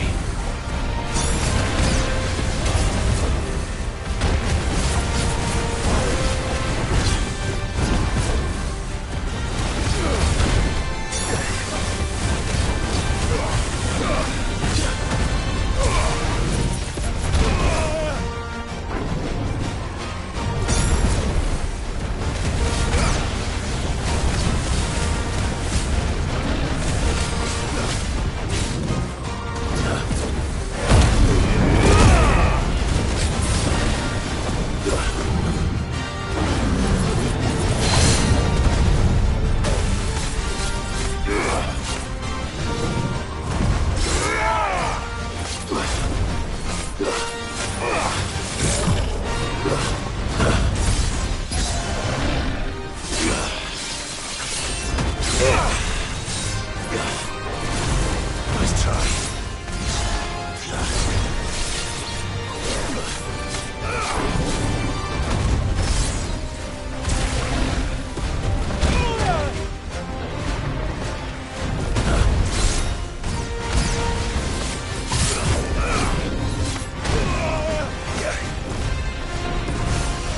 Thanks, boy.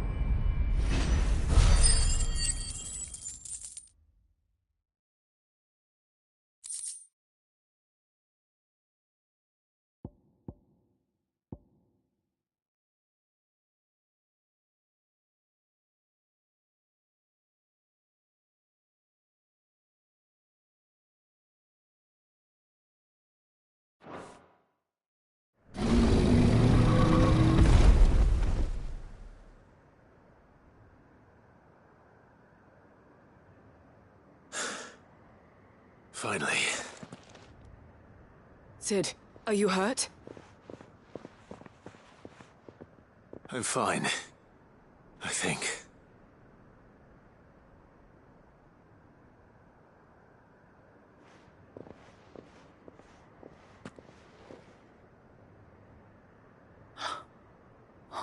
No.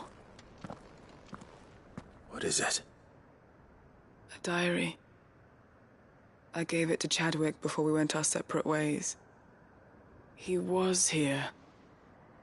Do you think that creature? I'm sure he fought bravely to the... Chadwick. You fool. Come on. We have to get her back to the hideaway. We don't want his sacrifice to have been in vain. No. Of course not. I'll see that she's looked after from now on. It's the least I can do.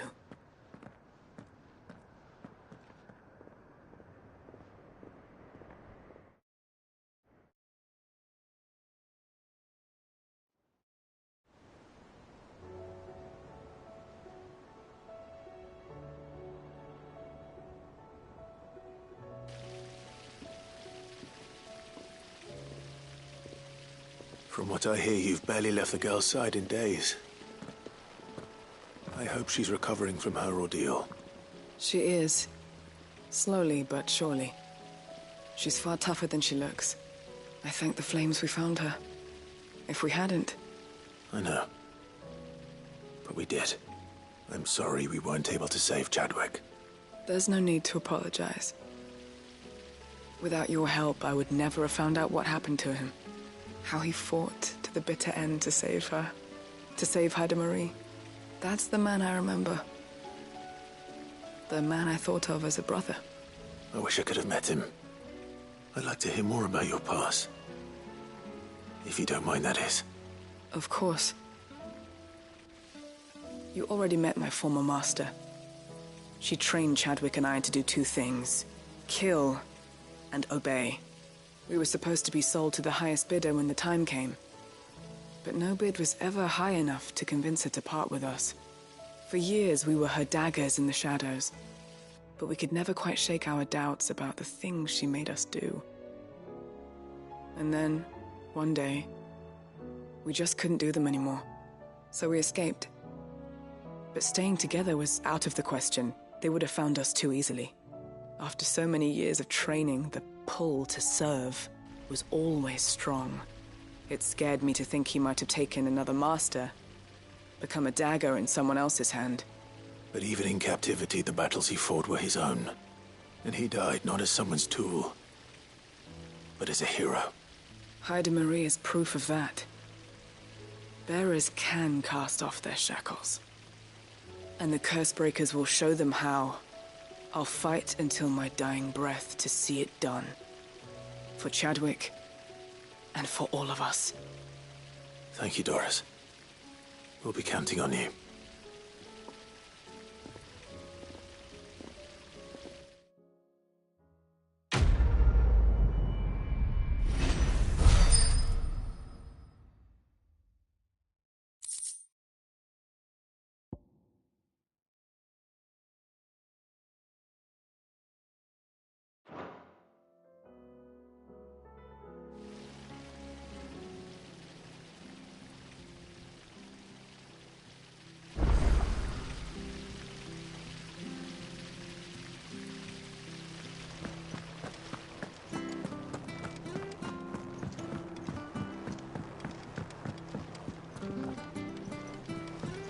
What do you think happened to Miss Midadol? I heard she was kicked out of the university.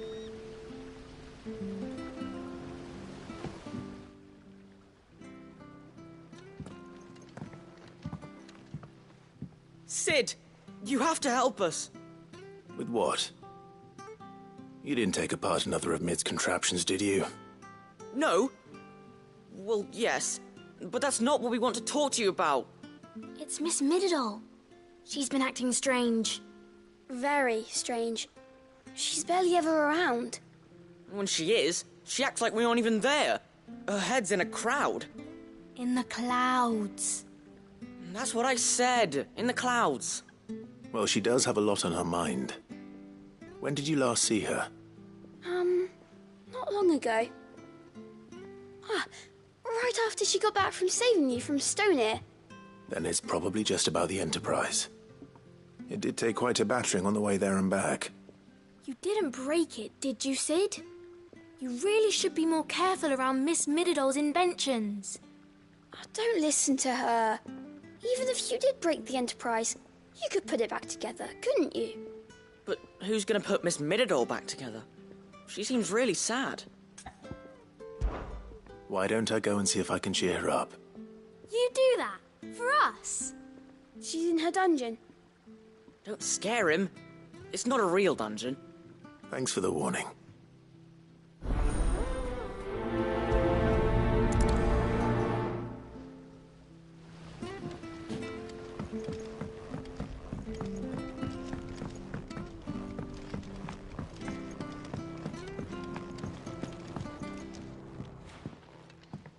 Mid, if you have a...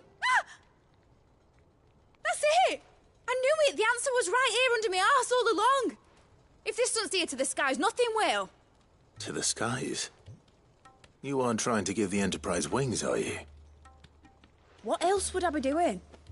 The children seem to think you're avoiding them. They're worried about you. Is this really so important that you need to shut yourself away from everyone? The Enterprise is already the fastest ship in the realm, and that's with the sea beneath her. But what if she weren't bound to the waves? What if she weren't bound to anything at all? It's not fair. The gods get the skies all to themselves, so I'm gonna do something about it. The Fallen had their chance, but they relied too much on magic. And see where that got them? But not me. I've discovered how to do it without. Well, almost. First I need to make a prototype. And is that a one-woman job? Are you volunteering? I'll have you know the Enterprise is my baby. But if her godfather's offering to lend a hand, I'd be happy to take it. First, I'll need oil, and not just some old drippings from Miss Molly's spits in the Tub and Crown. Refined stuff, like they make in Ordil. Then I'll need some bone, or shell. Light, strong, preferably no longer attached to the beast it belongs to. If it's beast bones you're after, I'm sure the curse breakers will know where you might find some. No, they'll know where you might find some. You're the one who offered to help, remember? I should speak with one of the curse breakers before I set off for Old Hill. See if I can't find this bone while I'm there as well. Has Mididol mentioned a new project yet? Not exactly.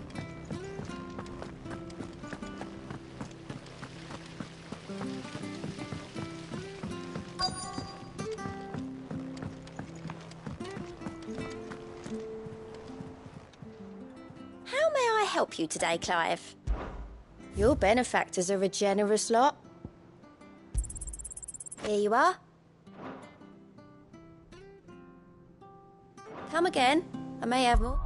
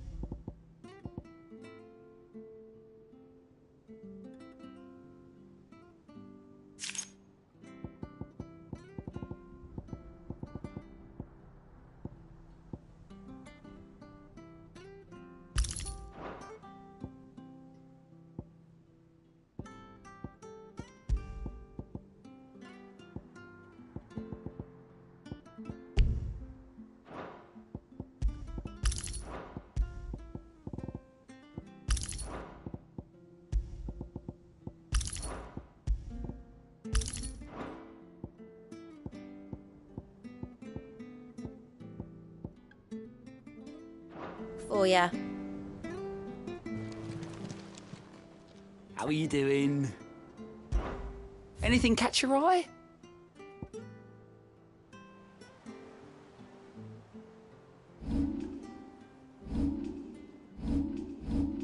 Seen enough? All right, Sid. Come to buy us around, have you? Only if you earn it. Mid needs a piece of light but durable bone for her next project. You've encountered your share of beasts on your travels across the realm. Any ideas? Most bones are the same. Whack 'em hard enough and they'll break. If it's durability you're looking for, shell will serve you better.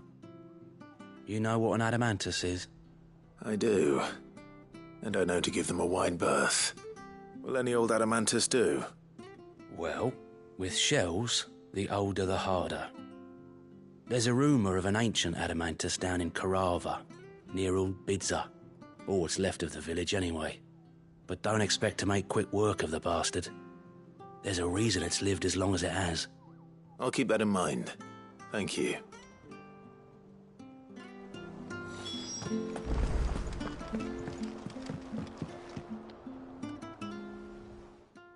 Vivian. I found it. The book you lost.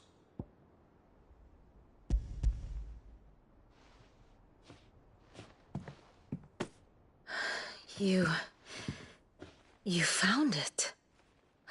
Thank you, Clive. Even though I asked this of you, I was not entirely sure it would be possible. I feared the executors had seized every copy. I met with one of these executors, and I convinced him to let me keep it.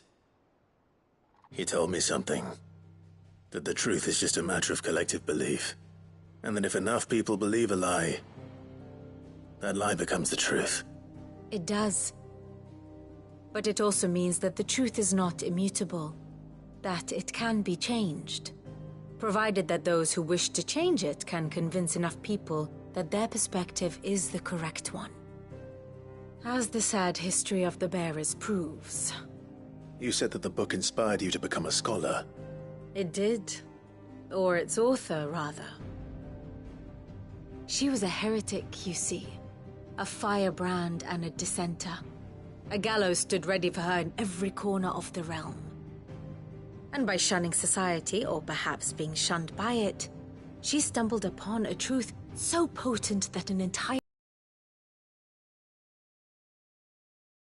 I, too, have always felt somehow set apart from the world of men. A stranger to my own species. She taught me that my solitude was not a curse, but a gift. And that, though my journey to the truth might be a lonely one, what I found at my destination would be more than worth the cost. Do you still feel that way? That you're not one of us? Honestly, I'm not entirely sure anymore. Since coming to the hideaway, I find my thinking somewhat clouded. Perhaps the result of studying mankind from a rather closer perspective than I had intended. But the more I study, the more I find value in this perspective.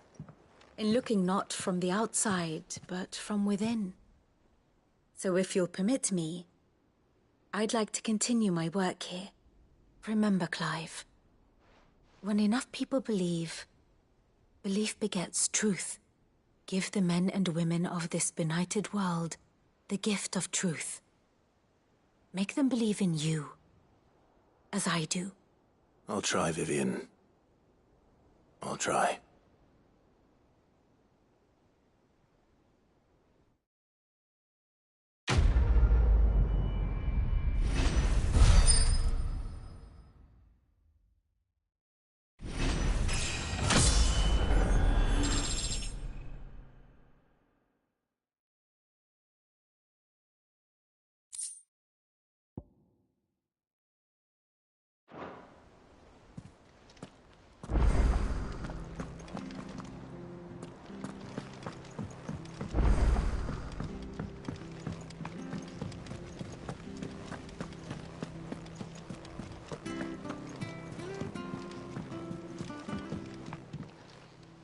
Ah, Clive. This is it then, brother.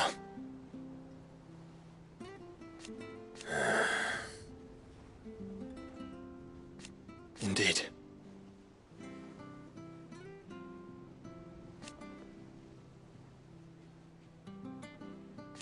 You're wrong.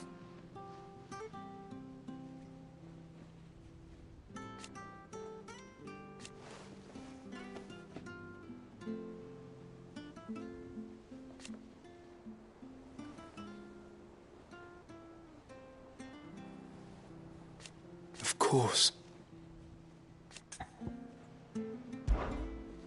Joshua, what's wrong?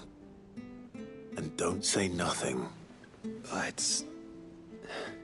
not nothing. I've received word from Cyril.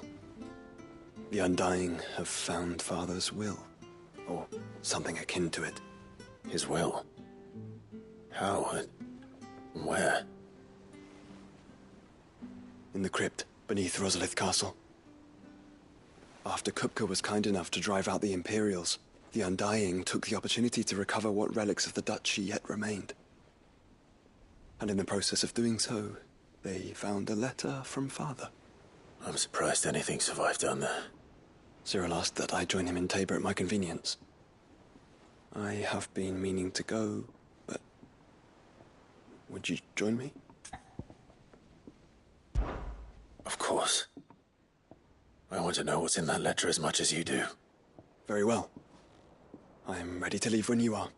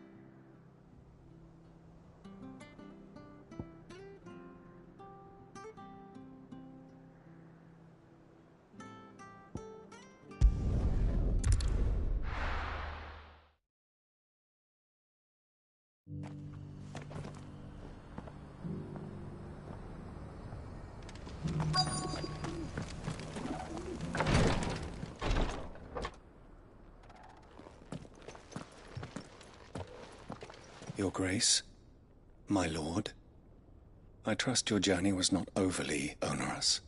Cyril, you found a letter from Father? Yes, I have it here.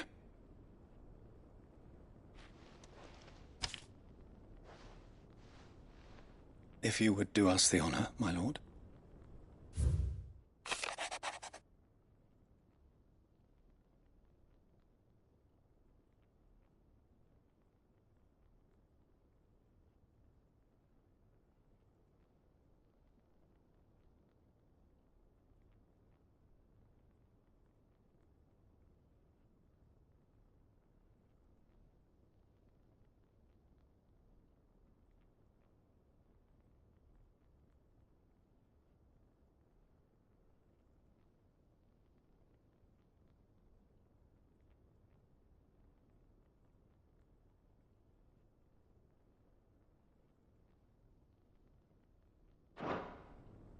An inheritance. It would seem the late Archduke penned this missive shortly before his passing. The day before we left for Phoenix Gate. What are these plans he spoke of? His plans for the Duchy, Your Grace.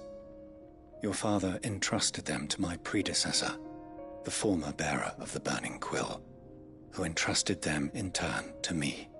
The complete emancipation of bearers is their stated aim. But your father's dream did not end there.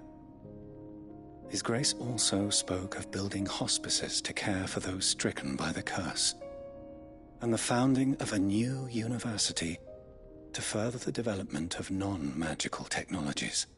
With the blight spreading ever more widely across the twins, Archduke Elwyn saw this as the only means of securing Rosaria's survival.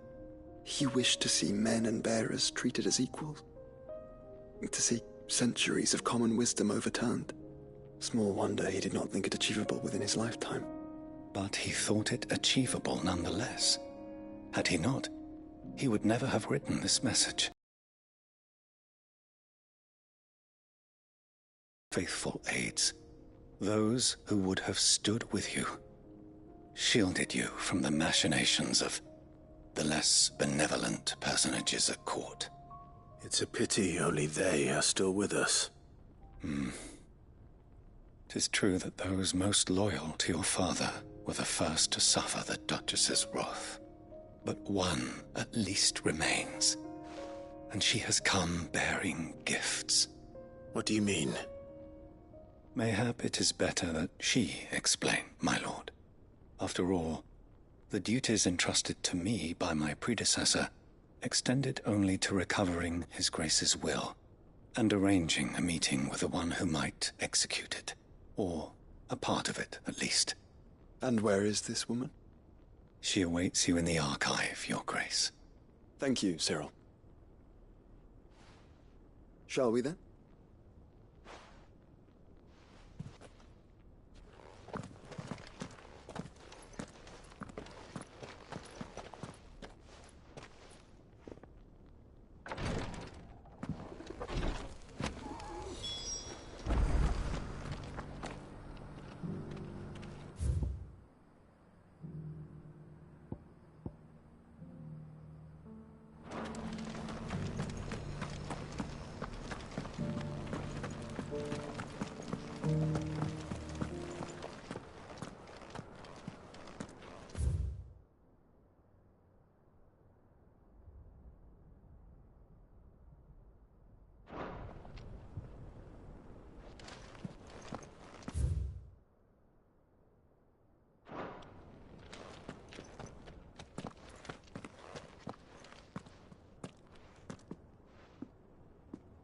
My lord, Your Grace. I hardly recognize you. I am Goditha, retainer of House Rosfield, loyal servant to the Phoenix and his shields. Your father, the Archduke Elwyn, entrusted me with the delivery of a gift. I only hope you can forgive my tardiness in bringing it to you. Lift up your head, Lady Goditha. You have our gratitude for your service to our house and to our father. I merely did my duty, as any proud Rosarian would. My lady, perhaps you could explain a little more. What exactly is the gift you bring? As I'm sure you know, it has long been the custom for the children of House Rosfield to be presented with certain keepsakes upon their coming of age. Indeed it has. Our father often spoke of the day when our turn would come. And had he lived to see it, he would have presented you with the treasures I bear. Matching armbands for you both. Alas, he did not live. Indeed, he was taken from us even before they could be completed. He had intended to claim the Heartstone with which each armband was to be finished himself, but it was not to be. And his gifts remain incomplete. I see. It saddens me to bring them before you, as they are. It was your father's wish that you be presented with the finished articles, not these, works in progress. But with His Grace long since gone, and the stone left unclaimed, I had little choice. You are grown men now, and his house is yours. And while I would not presume to insist upon your claiming the Heartstone in his stead, I know that nothing would have pleased him more than for you to do so. Thank you, Lady Goditha. What say you, Clive? What else? Of course, my lady. May our father's will be done. Oh, I am much obliged. Do you know where we might find this Heartstone, my lady? I do. Though it may be a matter of a good deal more than simply happening upon it. It is found in the bellies of elder griffins, you see. We do at least know where to find one. A certain specimen has made its nest in Titan's Wake, not far from here. A certain specimen? You are most perceptive, Your Grace. In answer to your unspoken question, yes. In fact, this is the very same beast your father meant to slay. I have been tracking its movements since you were but a boy. Were you to slay it in his stead, as men of House Rosfield, it would surely make your father proud. What say you, Joshua? What else?